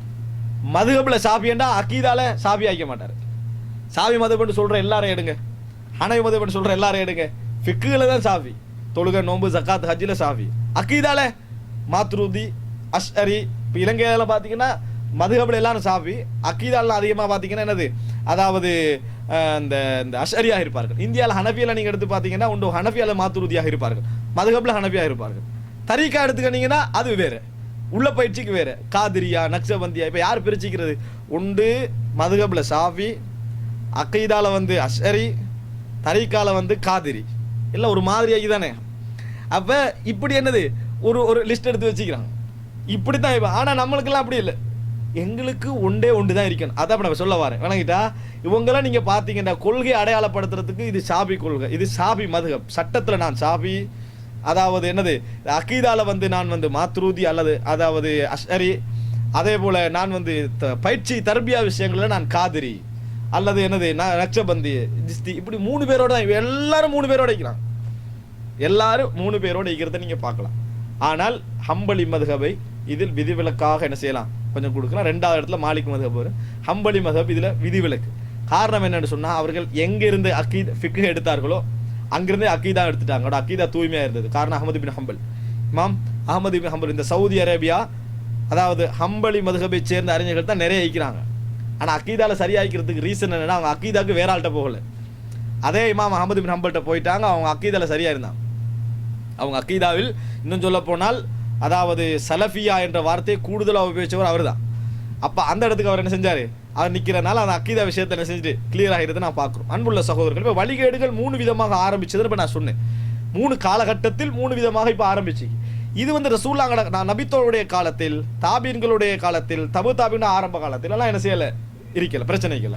ஆனால் அப்பாசிய கிலாபத் அரசு பீடம் ஏறின பின்னால பித்அத்துவாதிகளுக்கு கை ஓங்க ஆரம்பிச்சிட்டு அவர்கள் இஸ்லாமிய கிலாபத்தில் வந்து நல்ல விஷயங்கள் செய்தாலும் நல்ல முன்னேற்றங்கள் செய்தாலும் அக்கீதா விஷயத்தில் வந்து சில இடங்களில் தவற ஆரம்பித்தார்கள். தவற ஆரம்பித்தவங்க என்ன நடக்குதுன்னு சொன்னால் மூத்தசிலாக்களை ஒரு மன்னர் என்ன செய்கிறாரு, ஆட்சி விடம் ஏற்றிடுறாரு. ஏற்றிய பின்னால் ஃபித்னாக்கள் கிளம்ப ஆரம்பிக்குது. எப்போ எல்லாம் சஹாபாக்குடைய காலத்தில் குர்ஆன் சுன்னா பேசியவர்கள் தான் முன்னுக்கு நின்றாங்க. தாபீன்கிற காலத்தில் அவங்க தான் மேலுக்கு நின்று இந்த பிதத்துக்கள்லாம் முடிச்சாங்க. ஆனால் அப்பாசிய கிலாபத்துடைய அந்த ஆரம்ப கட்டம் ஆரம்பித்த உடனேயே எதுக்கு பிதத்துவாதிகள் மேலே ஆரம்பிச்சிட்டாங்க, குர்ஆனை சுன்னாவை பேசக்கூடியவர்கள் கீழாகிட்டாங்க. கீழாகி அடக்குமுறையும் அடியும் தடியும் அவர்களுக்கு தண்டனை அப்படி இப்படி ஆரம்பிச்சிட்டு இப்போ அது லுஹூர். இப்போ பிதத்துக்கள் ஆட்சியை பயன்படுத்தி வளர ஆரம்பிச்சு. அன்புள்ள சகோதரர்களை, இதுதான் தலைகீழா போன காலம். இது குரோடு குறைய ஆரம்பிச்சது. இதுவரைக்கும் இருந்தது பிதத்துவாதிகளுக்கான பெயர்கள் தான். ஏன்னா இவங்க கூட இருந்தாங்க. இப்போ வந்து இது குறைஞ்சி குறைஞ்சி குறைஞ்சி குறைஞ்சி போச்சு. இந்த காலத்தில் ஏற்பட்ட ஃபித்னாக்கள் ஒவ்வொருத்தரும் ஒவ்வொரு கருத்துக்களை சொல்ல ஆரம்பிக்கிற நேரத்தில் தங்களை சரியாக அடையாளப்படுத்திக் கொள்ள விரும்பியவர்கள் அப்படி ஒரு சிலர் அப்படி இப்படியா ஆரம்பிச்சது தான் இந்த அஹ்லு சுன்னா வல் ஜமாஅ என்ற பெயர். சுன்னத்தையும் பின்பற்றுவோம், ஜமாத்தையும் பின்பற்றுவோம். அதனால ஜமாத்தை பின்பற்ற உடனே சொல்லக்கூடாது குர்ஆன் ஹதீஸ் சுன்னத்து இஜ்மா கியாஸ் ஜமாத்தை 5வது சேர்த்துறான்னு சொல்லக்கூடாது. சரியா விளங்கணும். சுன்னத்தையும் பின்பற்றுவோம், ஜமாத்தையும் பின்பற்றுவோம்னா சுன்னாலேருந்து சட்டத்தையும் எடுப்போம். இந்த சட்டத்தை எடுத்த ஒரு சமூகம் வாழ்ந்துட்டு போய்க்குதே அவங்களோட இருப்போம். நானா ஒரு சட்டத்தை எடுத்து சுன்னத்து இருக்குது ஜமாத் இல்லைன்னு வைங்களே, அது பொய்யன்னு அர்த்தம். சுன்னத்தில் இல்லை, நம்ம தவறாக விளங்கிக்கிறோம். இஸ்லாமிய நான் சொன்ன காலமாக்கப்பட்ட முறை ஒன்று இருக்கணும். அப்போ நான் ஒரு சுன்னா எடுக்கிறேன்னா அதுக்கு ஒரு ஜமாத் இருக்கும். அதுக்கு ஜமாத் இருக்கும்னா ஒரு இயக்கத்தை பற்றி மெம்பர்ஷிப் எடுக்கிறதில்ல, காலமாக்கப்பட்ட ஒரு வரிசை ஒன்று இருக்கும். இப்படி அந்த அந்த அது இயற்கை போக்கில் அது அமையும். அப்போ நான் ஒரு விஷயத்தை விளங்குறேன் என்று சொன்னால், விளங்கினீங்க என்று சொன்னால் நிச்சயமாக தாபீன்கள் அப்படி தான் விளங்கிக்கிறாங்க. அது மேலே சஹாபாக்களை எழுந்திக்கிறாங்க. இதுதான் அக்கீதாவுல சரியா. இதெல்லாம் கொள்கை விஷயத்தெல்லாம் ஏற்படுது. ஃபிக்ஹ் சட்ட பிரச்சனைகள்லாம் இது ஏற்படவே இல்லை. கொள்கை விஷயத்தில் தான் ஏற்படுகிறான். பின்னால் இன்ஷா அல்லாஹ் விளங்கப்படுத்துவேன். கொள்கை விஷயத்தில் நான் வந்து என்ன செய்வேன், எனக்கு முன்னால் தாபீன்கள் எப்படி இருந்தாங்களோ அவங்க எதுவும் இதை பற்றி பேசலையே, அப்படியே நாங்கள் இருந்துடுறோம். தாபீன்கள் எதாவது பேச, அதுக்கு முன்னால் சஹாபாக்கள் ஏதாவது பேசினாங்களா, இதை பற்றி பேசலை, நீங்கள் தான் பேசுகிறீங்க. அதனால் கதிர் இருந்தாங்க, நம்பிட்டு போனாங்க. அல்லாஹ் தாலாவை பற்றி எதெல்லாம் சிபத்து போது அதை பற்றி நம்பினாங்க. ரசூலுல்லாஹ்ட்ட கேள்வி கேட்டதா ஏதாவது ஒரு வார்த்தைக்குதா இல்லை. சஹாபாக்கள் கேட்டதாக இல்லை. அல்லாஹ்வுடைய சிபத்துகள் சம்பந்தமாக ஏதாவது குதர்க்கமான நீங்கள் சொன்ன கருத்துக்கள் சொன்ன மாதிரி அவங்க சொன்னாங்களா, இல்லை. நம்ம அப்படியே இருந்துடுறோம். அதுதான் சரி. இந்த வார்த்தைக்கு முன் சென்றவர்களைப் போல நம்மளும் அக்கீதாவில் இருந்து விடுவோம் என்று சொன்னாங்களே, அதுதான் அந்த சலஃபியா, சலஃபை சார்ந்தவர்கள். அந்த யாவ அரபுல சேர்க்கிற வந்து அதுக்கு சார்பா வந்தா. மதீனாலிந்தா மதனி அப்படின்றோம், இந்தியாவிலிருந்தா ஹிந்தி என்றோம். ஹிந்தினா ஹிந்தி, யாவ சேர்த்துமே ஹிந்தியான்னு அர்த்தம். பாகிஸ்தானி, காஷ்கர் என்ற சைனாவோட ஏரியாவுக்கு இதை சேர்த்துட்டீங்கன்னா காஷ்கரி என்று வரும். விளங்கிட்டா ஸ்ரீலங்கா ஸ்ரீலங்கி அப்படின்னு வரும். அதே மாதிரி சலஃப் சலஃபி சலஃபியா விளங்கிட்டா அதை முன் சென்ற போக்கிலே நம்ம இருந்து விடுவோம் என்றுதான் அந்த சலஃபியாவுடைய தோற்றத்துக்கான காரணம். அஹ்லு சுன்னா வல் ஜமா என்ற தோற்றத்தை கொஞ்சம் தாண்டி சலஃபியான்ற தோற்றம் ஆரம்பமாகுது. அந்த பேச்சுவார்த்தை. அப்போ சலஃப் எப்போ தோன்றியது என்று கேட்டோடனே 150 ஹிஜ்ரி 150 தோன்றியன்னு சொல்லக்கூடாது. அது தோன்றதுக்கு அது இயக்கம் அல்லது, அதுக்கு தலைவர் இருந்து அவராக உருவாக்கினார். அஹமது எல்லாரும் கூப்பிட்டு இந்தியிலேருந்து நம்ம சலஃபியன் அப்படியெல்லாம் ஒன்றும் உருவாக்கல. ஏற்கனவே இருந்த போக்கை பாதுகாத்துக்கினாங்க, அவ்வளோதான். அதுதான் சலஃபியாண்ட பேர். பின்னால் உள்ள போக்கு ஹலஃபிகளுடைய போக்குக்கு அவங்க வரல. அதாவது பின்னால கேள்வி கேட்டு குதர்க்கம் பண்ணி அதுக்கு மாற்று விளக்கம் சொல்லி அதெல்லாம் வேணாம். சஹாபாக்கள் அக்கீதால என்னென்ன மெத்தடை கடைபிடிச்சாங்களோ அப்படியே இருந்துரும். அவங்க கேள்வி கேட்டதா வருதா இல்லை அப்படியே நாங்கள் இருந்துட்டு போறோம், இதுக்கு தான் வந்தது. அதுதான் சலஃபியாண்ட போக்கு. இதுக்கு அவங்க எப்படி, அதாவது ஹதீஸ்லாம் எடுத்து பாருங்க. ஏன்னா சஹாபாக்கள் நடைமுறையை பார்க்கறதுக்கு உள்ள வழியா தான். அக்கீதா பத்தி சஹாபாக்கள் என்ன கேட்டீங்கன்னு பாருங்க. இப்படி இந்த இது உருவாகின இந்த சிஸ்டம் மாதிரி அவங்கள்ட்ட எந்த விளக்கம் சொன்னதா இல்லை. அதே போக்கில் நாங்கள் இருந்து விடுகிறோம். அந்த நபித்தோழர்கள் கேட்ட மாதிரியான போக்கு, கேட்காம இருந்தாங்களா அமைதியா, அதே போக்கில் நாங்கள் இருந்து விடுகிறோம். அதை ஃபாலோ பண்ணி தானே தாபீன்கள் அதிகமாக இருந்தாங்க. எனவே அவர்களை பின்பற்றியவர்கள் தாபீன்கள், அவங்களும் சலஃபு தான், எங்களுக்கு சலஃபு. அவங்களுக்கு சஹாபாக்கள் சலஃபு, விளங்கிட்டா. தாபீன்களுக்கு அந்த தபு தாபீன்களுக்கு அந்த தாபீன்கள் சலஃபு, அவங்களுக்கு அது சலஃபு. இதுதான் இன்றைக்கு அந்த வடிவில் அப்படி வந்துச்சு. அதான் சலஃபியான்னு சொல்றோம். இதுதான் சலஃபியா. இப்போ நீங்க இந்த சலஃபியாட சொல் காரணம் உருவாகினது எல்லாம் விளங்கிக்கிட்டீங்க. இன்னொரு முக்கியமான இடத்தை நீங்க விளங்கணும். சலஃபியா என்ற சொல் ஆரம்பத்தில் பயன்படுத்துகின்ற பொழுது இன்றைய விரிவு அதுக்கு இருக்கல. எல்லா சொல்லும் விரிகிற மாதிரி அன்றைக்கு பயன்படுத்தப்பட்டது ஃபி நிதாக்கின் மஹ்தூத், அதாவது ஒரு குறிப்பிட்ட எல்லைக்குள்ள. என்னன்னா அல்லாஹ்வுடைய சிவத்துக்கள் விஷயம், ஈமானோட சம்பந்தப்பட்ட விஷயங்களை ஆரம்பத்தில் யூஸ் பண்ண, அந்த சலஃப் என்ற சொல் யூஸ் பண்ண ஆரம்பிச்சான். விளங்கிட்டா? அதை யூஸ் பண்ண ஆரம்பிச்சாங்கன்னா அது பிரச்சனை வந்ததுக்கு தானே சலஃபை யூஸ் பண்ணணும். சஹாபாக்கள் அல்லாஹ்வுடைய சிவத்து விஷயங்கள்ல ஏதாவது மாற்று விளக்கம் சொன்னார்களா? இப்படி ரெண்டு மாதிரி விளங்கலாம், உண்மையிலே ரெண்டு மாதிரி விளங்கலாம். கையை பலமன்னு விளங்கலாம் மொழியில. அப்படி விளங்கினாங்களான்னு பார்த்தா இல்லை. அவங்க கையண்டே எதுக்கிட்டு போயிட்டாங்க. மாற்று விளக்கம் சொல்லியிருந்தா வந்திருக்கும். மாற்று விளக்கம் குர்ஆன்லயும் ஹதீஸ்ல இல்லை, அவங்களோட வாயால வந்து அது வந்திருக்கும். வரல, இப்போ கையனே நம்ம விளங்கிட்டு போயிடும். அவன்கிட்ட தகுதிக்கு ஏற்ப நம்ம கையனை செய்வோம், விளங்குவோம் போறது தான் அந்த அந்த அந்த கொள்கையோட விளக்கம். இந்த மாதிரி அல்லாஹ்வுடைய சிஃபத்துடைய விஷயத்திலையும் ஈமானுடைய விஷயத்திலையும் தான் ஆரம்பிக்குது, அந்த வார்த்தையை உபயோகப்படுத்த ஆரம்பிக்குது. மற்ற அக்கீதாவுடைய பகுதிகளில் இந்த சலஃபி என்ற சொல் வந்து இருக்கலன்றதுக்கு காரணம் என்ன தெரியுமா? அப்ப பிரச்சனை இல்லை. அதுல அக்கீதாவுடைய விஷயத்துல நீங்க மூத்தசிலா எடுங்க, அஸ்அரியா எடுங்க, கதரியா எடுங்க, ஹவாரிஜ் எடுங்க, ஷியா எடுங்க, யாரும் கபர் வணக்கத்துல இல்லை. உங்களுக்கு தெரியுமா மூத்தசிலா கண்ட பேர்கள் உண்டு தௌஹீத்வாதிகள், அஹ்லு தௌஹீத். மூத்தசிலா கண்ட பேர்கள் உண்டு அஹ்லு தௌஹீத். ஏன்னா அல்லாஹ்வுடைய சிவத்து விஷயத்தை சரியாக விளங்கியவர்கள். நாங்க தௌஹீத்வாதிகள், சிவத்து விஷயத்தை சரியாக விளங்கினாங்களா அவங்க தான். அதனாலதான் அவங்க தௌஹீத்வாதிகள் என்று மூத்தசிலாக்கள் பேர் சூட்டிக்கினாங்க. அப்ப நீங்க என்ன விளங்கணும்னு தெரியுமா? அந்த காலத்துல வந்து கபர் வணக்க பிரச்சனை லைக்கல. நான் சொன்ன மாதிரி 5ஆம் நூற்றாண்டுல தான் இந்த காதிரியா அந்த இதெல்லாம் ஆரம்பிக்குது. அந்த காலத்துல உள்ள பிரச்சனை இதுக்கு அவங்க சலஃபியாண்டு யூஸ் பண்ணவே இல்லை. எது இந்த கபர் வணங்க அமைக்கிறது, தௌஹீத்ல உறுதியாகிறது, ஏகத்துவத்துல உறுதியாகிறது யூஸ் பண்ணவே இல்லை. யூஸ் பண்ணாம இருந்ததுக்கு காரணம் இது அதுக்குள்ள வராதுன்றதல்ல. அப்படி ஒரு பிரச்சனை அன்னைக்கு வரல. அது இஸ்லாமிட்ட எல்லாரும் விளங்கி வச்சுதான். கபர் வணக்கம் அது இஸ்லாத்துக்குள்ள வரவே வராது. தாயத்து தட்டு தேடு அதெல்லாம் இஸ்லாத்துக்குள்ள வராதுன்றது மூத்தசிலா, அஷ்அரியா, ஷியா எல்லாரும் விளங்கி வச்சிருந்த விஷயம். அந்த அதாவது ஷிர்குல் ருபூபியாவோ ஷிர்குல் உலூஹியாவோ இது ரெண்டும் அவங்களுக்குள்ள வரல. அஸ்மா வ சிஃபாத்லாம் பிரச்சனை வருது. அதனால சலஃபி என்ற சொல்ல அதுக்கு மட்டும் யூஸ் பண்ணாங்க. இதுக்கு வராதன்றதுக்கு இல்லை, அதுக்குள்ள பிரச்சனை வரல. நபித்தோடருக்குள்ள பிரச்சனை வரல, அவங்களுக்குள்ள பிரச்சனை வரல. அதுக்குள்ள எல்லாருமே உடன்பாடு. எல்லா வித்வத்வாதிகளும், எல்லா தபு தாபீன்களும் எல்லாருமே உடன்பாடு. கபர் வணக்கம் இஸ்லாத்தில் இல்லை. வணங்கிட்டா? அதுல உடன்பாடு. அப்ப சலஃபியாண்ட சொல்ல அதுக்கு யூஸ் பண்ணப்படல. இதுதான் காரணம்.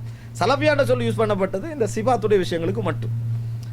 எப்போ வந்து பின்னால பிரச்சனைகள் கூடுதோ, குர்ஆன் சுன்னாவுக்கு மாத்தமான பிரச்சனைகள் வருது, அப்ப எல்லாம் சலஃபை மறுபடி பார்த்தாங்க.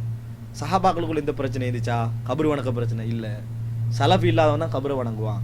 சஹாபாக்கள் வந்து கபர் வணங்கலையே, அப்படி பார்த்தாங்க. மதபை பின்பற்ற ஆரம்பிச்சாங்க வெறியோட. டக்குன்னு சஹாபாக்களை முன்னுக்கு பார்த்தாங்க.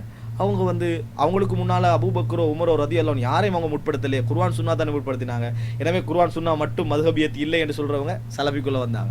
இப்படி பிரச்சனைகள் பின்னால ஆரம்பிக்க நபித்தோழர்களையும் தாபீன்களையும் ஆரம்ப தபு தாபீன்களையும் பார்க்க ஆரம்பிச்சாங்க. இந்த பார்க்க ஆரம்பிச்சதுல தான் இந்த நித்தாக் வந்து பெருசாயிட்டே வந்துச்சு. அதுக்கு ஒரு நல்ல உதாரணம் உங்களுக்கு. சஹாபாக்கள காலத்துல நிறைய நபித்தோழர்கள் வந்து ஹுரூஜியத், அதாவது ஹுரூஜ் நடந்துச்சு. சில நபித்தோழர்கள் மூலம் அப்துல்லா இப்னு சுபைர் யசீத் இப்னு முஆவியாவுக்கு எதிராக கிளம்புறாரு. இதுக்கு செல்ற ஹுரூஜ் இஸ்லாத்துல. நம்ம ஹுரூஜியத் கூடாதுன்றோம். இது யார் தான் என்னதான் சொன்னாலும் சிலவங்க சொல்லுவாங்க அப்துல்லா இப்னு சுபைர் தான் ஆட்சிக்கு தகுதியோ ஆட்சியாளருக்கு எதிராக கிளம்பக்கூடாது. அப்துல்லா இப்னு உமர் என்ன சொன்னாரு? இந்த யாரெல்லாம் யசீதுடைய பையத்தை முறிக்கிறாரோ அப்துல்லா இப்னு சுபைரை விட அப்துல்லா இப்னு உமர் தான் ஆட்சிக்கு தகுதியானவர். ஆனா அப்துல்லா இப்னு உமர் என்ன சொல்றாரு? யாரெல்லாம் இந்த புள்ளைகளெல்லாம் கூப்பிடுறாரு, தண்ட புள்ளையெல்லாம் கூப்பிட்டு யார் யசீதுடைய பையத்தை முறிக்கிறாரோ அவர்களெல்லாம் வந்து எனது மோசடிக்காரர்கள். நாளை மறுமையில மோசடிக்காரருக்கு எதிராக ஒரு கொடி நாட்டப்படும். என்ற புள்ளகளை யாரும் பையத்தை முறிக்க கூடாது. ஆனா அப்துல்லா இப்னு உமர் தான் தகுதியானவர், அவர் முறிக்க கூடாது. சரியா விளங்கினார் ஹதீஸ், விளங்கிட்டா. ஆனா அப்துல்லா இப்னு சுபைர் என்ன செஞ்சார் ரலியல்லாஹு அன்ஹு, மிக சிறந்த நபி தோழர். அவருடைய வாயிலே முதலா போட ரசூல் ஸல்லல்லாஹு அலைஹி வஸல்லம் எச்சில், வீரனா நபி தோழர். ஆனா அவர் என்ன செஞ்சார், கிளம்பினார். ஹுசைன் ரலியல்லாஹு அன்ஹு என்ன செஞ்சாரு, ரலியல்லாஹு அன்ஹு மிக சிறந்த நபி தோழர், ரசூல் ஸல்லல்லாஹு அலைஹி பேரன். அவருடைய கொலையை நினைக்கும் பொழுது எங்களுடைய கண்கள் கலங்குகிறது.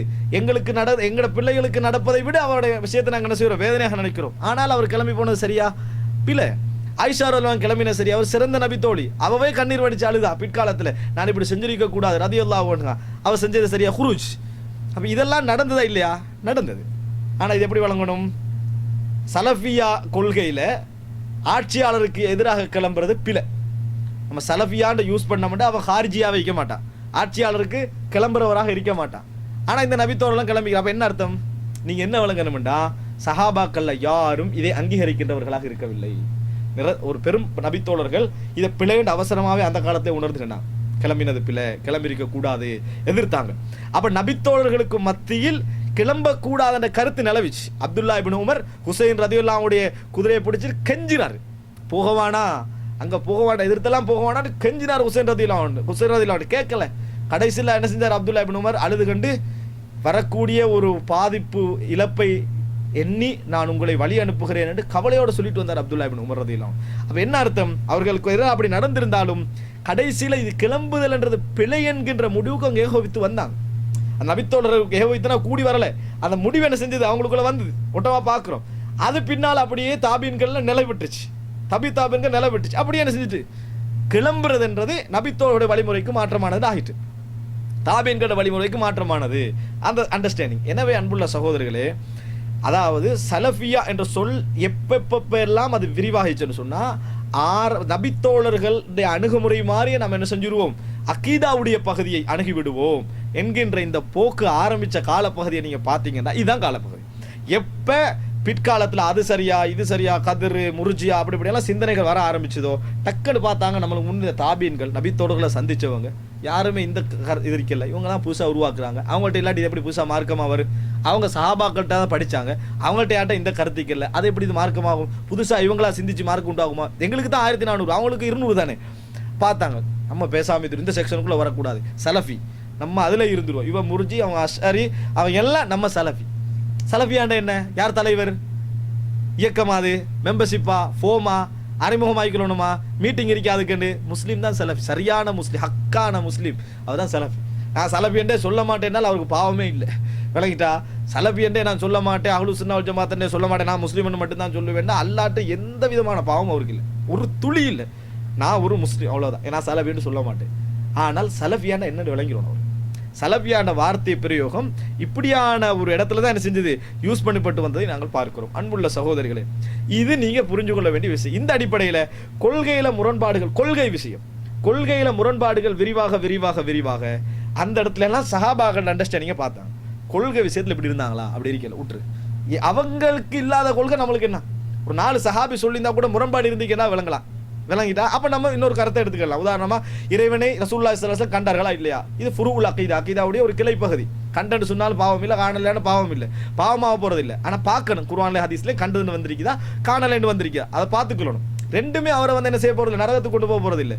கண்டாரா காணலையான்ற தகவலோடு உள்ள விஷயம் தேடி பார்த்தீங்கன்னா இப்னு அப்பாஸ் ரலியல்லாஹு அவங்க கண்ட மாதிரியான சொல்ற மாதிரியான சில அறிவிப்புகள் வருது, ஆயிஷா எல்லாம் காணலைன்னு சொல்ற மாதிரியான அறிவிப்புகள் வருது. அப்ப 2 முரண்பாடு ஒன்று இருந்திருக்குது. ஆனால் அகீதாவுடைய மேட்டர்களை எடுத்து பார்த்தீங்கன்னு சொன்னால் நீங்க நபித்தோழர்களுக்கு மத்தியில் எந்த ஒரு முரண்பாட்டையும் காண மாட்டீர்கள். ஃபிக்ஹ்களை எடுத்துக்கிட்டீங்கன்னா ஒரு குறிப்பிட்ட வீதத்தில் கருத்து முரண்பாடுகள் அவர்களுக்கு மத்தியில் இருந்தன. அகீதாவுடைய மேட்டர்ல மட்டும்தான் சலஃபியாண்ட உபயோகத்தை சுருங்க ஆரம்பித்து விரிவாக கொண்டு வந்துட்டே வந்தாங்க.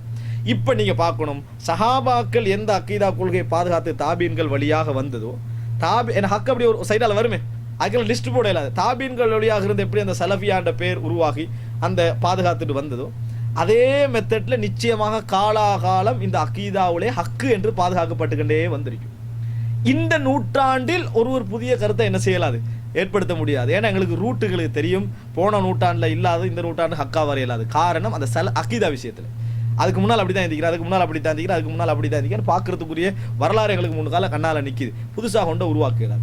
எனவே அன்புள்ள சகோதரர்கள், இதுதான் முக்கியமான இடம். இந்த இடத்தில் இன்னொரு விஷயத்தை சொல்லிக்கிறோம். உதாரணத்துக்கு நான் சொல்றேன், நான் வந்து என்னைய சலஃபி அப்படின்னு சொல்றேன்னு சொன்னால் அது முஸ்லீம் என்ற சொல்லுக்கு முரண் அல்ல. விளங்கிட்டா? அது சலஃபி என்று நான் அறிமுகப்படுத்தி கொண்டேன். இவனு அஸ்அரியாக்காரனு முஸ்லீம் என்றா, காதியானிக்காரனு முஸ்லீம் என்றா, முத்தசிலாக்காரனு முஸ்லீம் என்றா. நான் சொல்றேன் என்னது, நீ அபுல் ஹசன் அஸ்அரியை பின்பற்றத்தால நீ அஸ்அரியன்னு வச்சுக்கிறாய். நீ வந்து என்னது அதை மாத்துருதியை பின்பற்றத்தால மாத்துருதின்னு வச்சுக்கிறேன். நான் சஹாபாக்களை பின்பற்றதால சலஃபின்னு வச்சுக்கிறேன். அவ்வளவுதான். யாரில் தவறு வரும்? சஹாபாக்களை தவறு வராது. இவங்களெல்லாம் தவறு வர வாய்ப்பு இருக்கு. சஹாபாக்கள் இந்த கேள்வி கேட்டதா வரல, நான் சலஃபின்னு சொல்லிட்டீங்க. இவ்வளவுதான் விஷயம். இதுல என்ன விளங்கணும்டா, உதாரணமா சலஃபி என்று போலியா சொல்லிட்டு கூடாது. உதாரணத்தை வைங்களேன், அல்லாஹ்வுடைய சிபத்துக்கள் விஷயத்துல நான் ஆரம்பிச்சேன்னு சொன்னேன். இப்போ அல்லாஹ் தாலா அல்லாஹ் தாலா கோவப்படுகிறான், அல்லாஹ் தாலா சபிக்கிறான், இப்படி வருது. அல்லாஹ் தாலாவுடைய சாபம் என்றால் என்ன? நம்மளுக்கு சாபம் என்றது வேற, கோவப்படுறது வேற. இப்போ நான் கோவப்பட்டேன்னு வைங்களேன், கோவப்படுறது வேற, சபிக்கிறது வேற, ரெண்டு வேற வேற இல்லையா? வேற வேற. அல்லாஹ் தாலா சதி செய்கிறான். உதாரணமா குர்ஆன்ல வார்த்தை பார்க்குறோம். இப்போ நான் சதி செஞ்சேன்னு வைங்களேன், சதி என்றது வேற, மோசடி என்றது வேற, அதே போல பரிகசிக்கிறன்றது வேற. பரிகசித்தல் வேற, சதி வேற, மோசடி செய்யறது மூணு விஷயங்கள். மூணுக்கும் மூணு ஃபார்மேட் இருக்குது. மூணு ஒன்றல்ல. இப்போ அல்லாஹ்வுடைய விஷயத்துல நாங்கள் என்ன செய்யணும்? அல்லாஹ் தஆலா சபிக்கிறான்டா, சபித்தல் என்கின்ற ஒரு மெத்தட் அல்லாஹ்வுக்கு இருக்குது. எப்படி என்றது தெரியும். அல்லாஹ்வுக்கு இருக்கு, அவனுக்கே அதிகாரத்துக்கு ஏற்ற மாதிரி இருக்குது. அல்லாஹ் தஆலா வந்து கோபப்படுகிறான்டா, கோபம் வேற, சாபம் வேற. அல்லாஹ் எல்லாத்தையும் கோபம் சாபம் எல்லாம் தண்டனை அப்படின்ட்டு நம்ம அடிச்சோம்னா சலஃபி அல்ல. சஹாபாக்கள் எங்கேயாவது அல்லாஹ்வுடைய சிபத்தில் இப்படி நடந்து கொண்டாங்களா?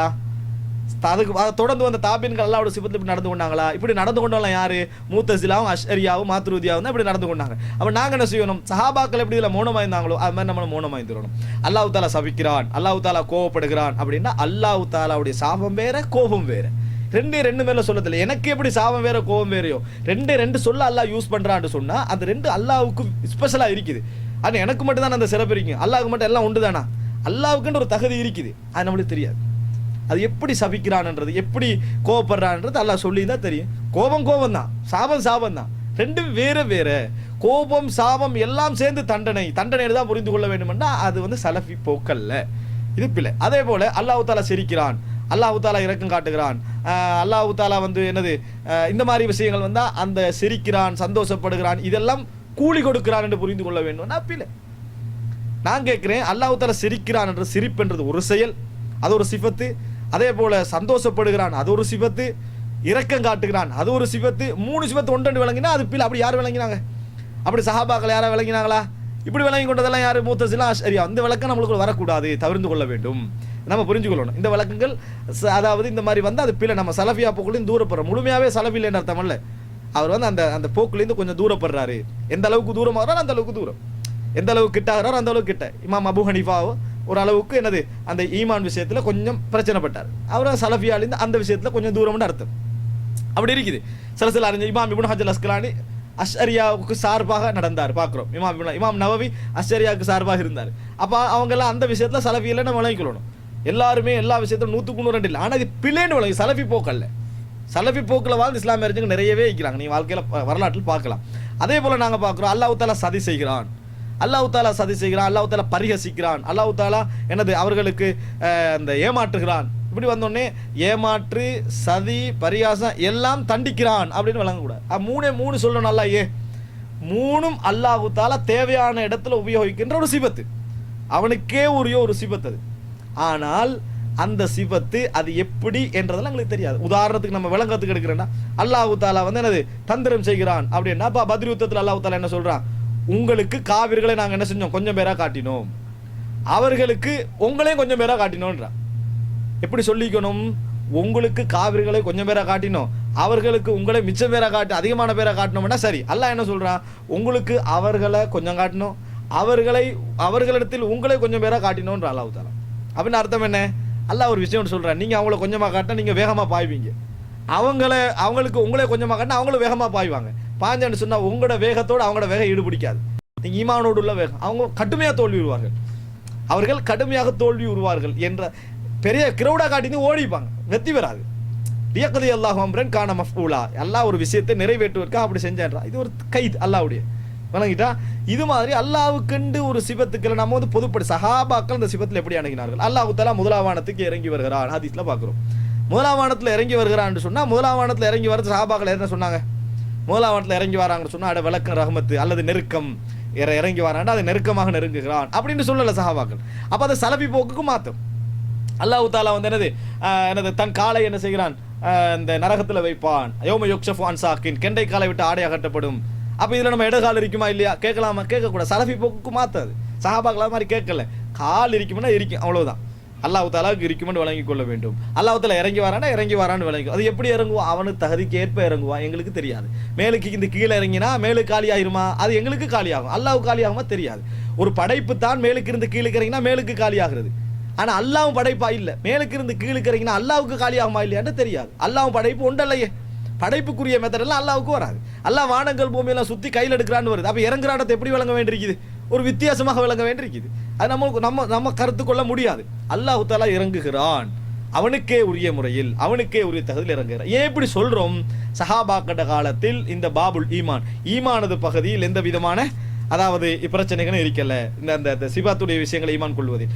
ஆனால் அப்படியே நாங்கள் வரோம். பின்னால பிரச்சனைகள் ஏற்பட இந்த சலஃபியான்ற சொல் விரிஞ்சிட்டே வந்தது. எனவே சலஃபியான்றது இன்றைக்கு உபயோகப்படுத்துகின்ற அந்த ரூட்டை நீங்க பார்த்தீங்கன்னு சொன்னா அக்கீதாவுடைய ரூட்டா இருக்கு. அக்கீதா விஷயத்தில் சஹாபாக்கள் எப்படி நடந்து கொண்டார்களோ அதே அணுகுமுறையில் நம்ம இருந்தோம்டா சஹாபாக்களுடைய அக்கீதாவை நம்ம ஃபாலோ பண்றோம்னு அர்த்தம். சஹாபாக்களோட அக்கீதா நிச்சயமாக அவங்க எல்லாம் சேர்ந்து எடுத்த அக்கீதாக்கி தானே, ரசூலுல்லாஹ்கிட்ட எடுத்ததுதான். அவங்களுக்குள்ள நிச்சயமா அக்கீதா வழிகேடுகள் வரவில்லை. ஒன்று ரெண்டு வரப்பாச்சு அப்படியே என்ன செஞ்சாங்க, அடிமட்டமா ஆக்கிட்டாங்க. எனவே சஹாபாக்கள் சொர்க்கம் போவார்கள்டா அவங்களோட அக்கீதா சரியா இருந்ததுதான் காரணம். அந்த சஹாபாக்களோட அக்கீதா நம்ம ஃபாலோ பண்ணோமா நிச்சயமா அதுக்கு சொர்க்கம் போவோம். அப்ப சஹாபாக்களோட அக்கீதா குர்ஆன் சுன்னாலையும் தான் எடுத்திருப்பாங்க. எனவே நாங்க நேரம் குர்ஆன் சுன்னா போனா சரிதானேன்றாங்க. உண்மைதான் அது. ஆனா கையெண்டு வருது. கையெண்டு வாரத்தை வேற விளக்கம் கொடுக்கறதா இல்லையான்றது எனக்கு உரிமை உள்ள விஷயம். வேற விளக்கம் கொடுக்க கூடாதுன்னு சொன்னா சஹாபாக்கள் அக்கீதா தான் சொல்லணும். விளங்கிட்டா? அல்லாஹ் தஆலா இறங்கி வாரான், இதை வேற விளக்கம் கொடுக்கறதா இல்லையா எனக்கு உரிமை உள்ள விஷயம். வேற விளக்கம் கொடுக்க கூடாதுன்னா சஹாபாக்கள் அதை தான் பார்க்கணும். அதை பார்த்தா நம்ம என்ன செய்ய வேண்டியிருக்குது, விளக்கம் கொடுக்க வேண்டிய. ஆனால் ஃபிக்ஹுல என்ன செய்யும், அந்த சட்டத்தை இப்படி புரிஞ்சு கொள்ளலாம், இந்த சட்டத்தை இப்படி புரிஞ்சு கொள்ளலான்னு போவோம். அக்கீதா விஷயத்தில் சஹாபாக்கள் என்ன நிலைப்பாடோ, அதை தொடர்ந்து தாபீன்கள் என்ன நிலைப்பாடோ, அதை தொடர்ந்து தபு தாபீன்களோட ஆரம்ப நிலைப்பாடோ, அதுல இருந்து எந்த ரூட் அப்படி வந்ததோ அதான் சலஃபியா என்பது. முன் சென்றவர்களை மார்க்க கொள்கையில் அவர்கள் எப்படி இருந்தாங்களோ அப்படியே ஃபாலோ பண்ணுவதுதான் சலஃபியா என்ற கொள்கை. இது நம்ம சுருக்கமாக இப்பொழுது விளங்கி முடித்து விட்டோம். கடைசியாக ஒன்று சொல்லிக்கிறேன், இது வேற மார்க்க ஃபிக்கு சட்டம் ஒன்றில் கருத்து முரண்பாடு வந்து குர்ஆன் சுன்னால நேரடியாக இல்லாமல் மறைமுகமாக சொல்லப்பட்டிருக்குது. அதில் எனக்கு ஒரு கருத்து விளங்குது, ஒரு சஹாபிக்கு இன்னொரு கருத்து விளங்குது. அந்த கருத்து தான் நான் பின்பற்றேன், என்ற கருத்தை உடனு என்றது வேறு. அது வேற, இது வேற. அது ஃபிக்ஹோடு சம்பந்தப்பட்ட விஷயங்கள் அல்லது அக்கீதாவுடைய கிளை அம்சங்களோடு சம்பந்தப்பட்ட விஷயங்கள். அது இதுக்குள்ள வராது. அதை இன்ஷா அல்லாஹ் நாளைக்கு ஹுஜ்ஜியத்து கௌலி சஹாபி, நபித்தோருடைய சொல் ஆதாரமாகுமா, அதை மார்க்க சட்டத்துக்காக நாங்கள் உபயோகிக்கலாமா, உபயோகிக்காது விட்டால் சலஃபியா விட்டு வெளியாவான்னு இப்போ உங்களுக்கு விளங்கினா அது இது சலஃபியா இல்லை, அது வேற. உபயோகிச்சாலும் உபயோகிக்காட்டி சலஃபியான்ற டாபிக் அக்கீதாவோடு உள்ள மேட்டர். இது பேசுறதெல்லாம் சட்ட பிரச்சனைகள், கருத்து முரண்பாடு உள்ள விஷயங்கள். இது வேற என்பதை நீங்கள் என்ன செய்திருப்பீர்கள், புரிந்து கொண்டிருப்பீர்கள். எனவே சலஃபியான்ற விஷயம் இன்றைக்கு 2 மெத்தட்ல பயன்படுத்தப்படுது. ஒன்று சலஃபி என்று சொன்னாலே வழிகேடு, சலஃபி என்றதே பிழை, அல்லது இந்த மாதிரி சொல்லப்பட்டால் அது அவர்கள் சலஃபியாவை தெரியாமல் பேசுகிறார்கள், முறையாக இல்லாமல் பேசுறாங்க. அதே நேரத்தில் 2வது தௌஹீத் என்ற கொள்கைக்கு எதிராக சலஃபியா யாரா யூஸ் பண்ணாங்கடா, அவனும் சலஃபியா விளங்காம யூஸ் பண்றான். விளங்கிட்டா? இன்றைக்கு நாங்கள் நிறைய பார்க்குறோம், சலஃபியா என்ற சொல்ல வந்து என்ன செய்யறாங்க, தௌஹீதுக்கு எதிராக யூஸ் பண்ணிட்டு இருக்கிறான். குர்ஆன் சுன்னாண்ட பேசுறதுக்கு எதிராக சலஃபியா யூஸ் பண்ணி, குர்ஆன் சுன்னான்னு மட்டும் போதாது, சலஃபியா ஈக்கணும். குர்ஆன் சுன்னான்னு மட்டும் போகாது, ஃபஹ்மு சஹாபா இருக்கணும். ஃபஹ்மு சஹாபா என்ற அந்த மெத்தட் எல்லாம் நீங்க சுருக்கமாக சொல்றா சலஃபியா தான். அது குர்ஆனை சுன்னாவே அக்கீதாவோட மெத்தட்ல விளங்கினது. இதைத்தான் நம்ம என்ன செய்யணும், சுருக்கமாக விளங்கிக் கொள்ள வேண்டிய அடிப்படையான அம்சம். இதை விட்டு போட்டு என்ன செய்யக்கூடாது, தலைகீழாக மாட்டுக்கருத்தா விளங்கக்கூடாது. தவறாக எல்லாம் விளங்கி சலஃபியாவை தௌஹீதுக்கு எதிராகவும் தௌஹீத சலஃபியாவுக்கு எதிராகவும் என்ன செய்யறாங்க, உபயோகப்படுத்தி கொண்டிருக்கிறார்கள். அதெல்லாம் பிள்ளை. சலஃபியாண்ட உங்களுக்கு விளங்கி நேர்மையான சரியான அக்கீதா கொள்கை சஹாபாக்கட காலத்திலிருந்து வருது. இதில் ஆரம்பம் சலஃபியான்ற சொல் சுருக்கமான வட்டத்தில் யூஸ் பண்ணப்பட்டு பிறகு விரிவாகின மெத்தட் என்ன காரணம் என்றெல்லாம் சொல்லிட்டேன். 2வது நபித்தோழருடைய கூட்டோர் ஃபிக்கு சட்டத்தில் ஆதாரமா இல்லையான்றதும் சலஃபியாவும் வேறு வேறான அம்சம்.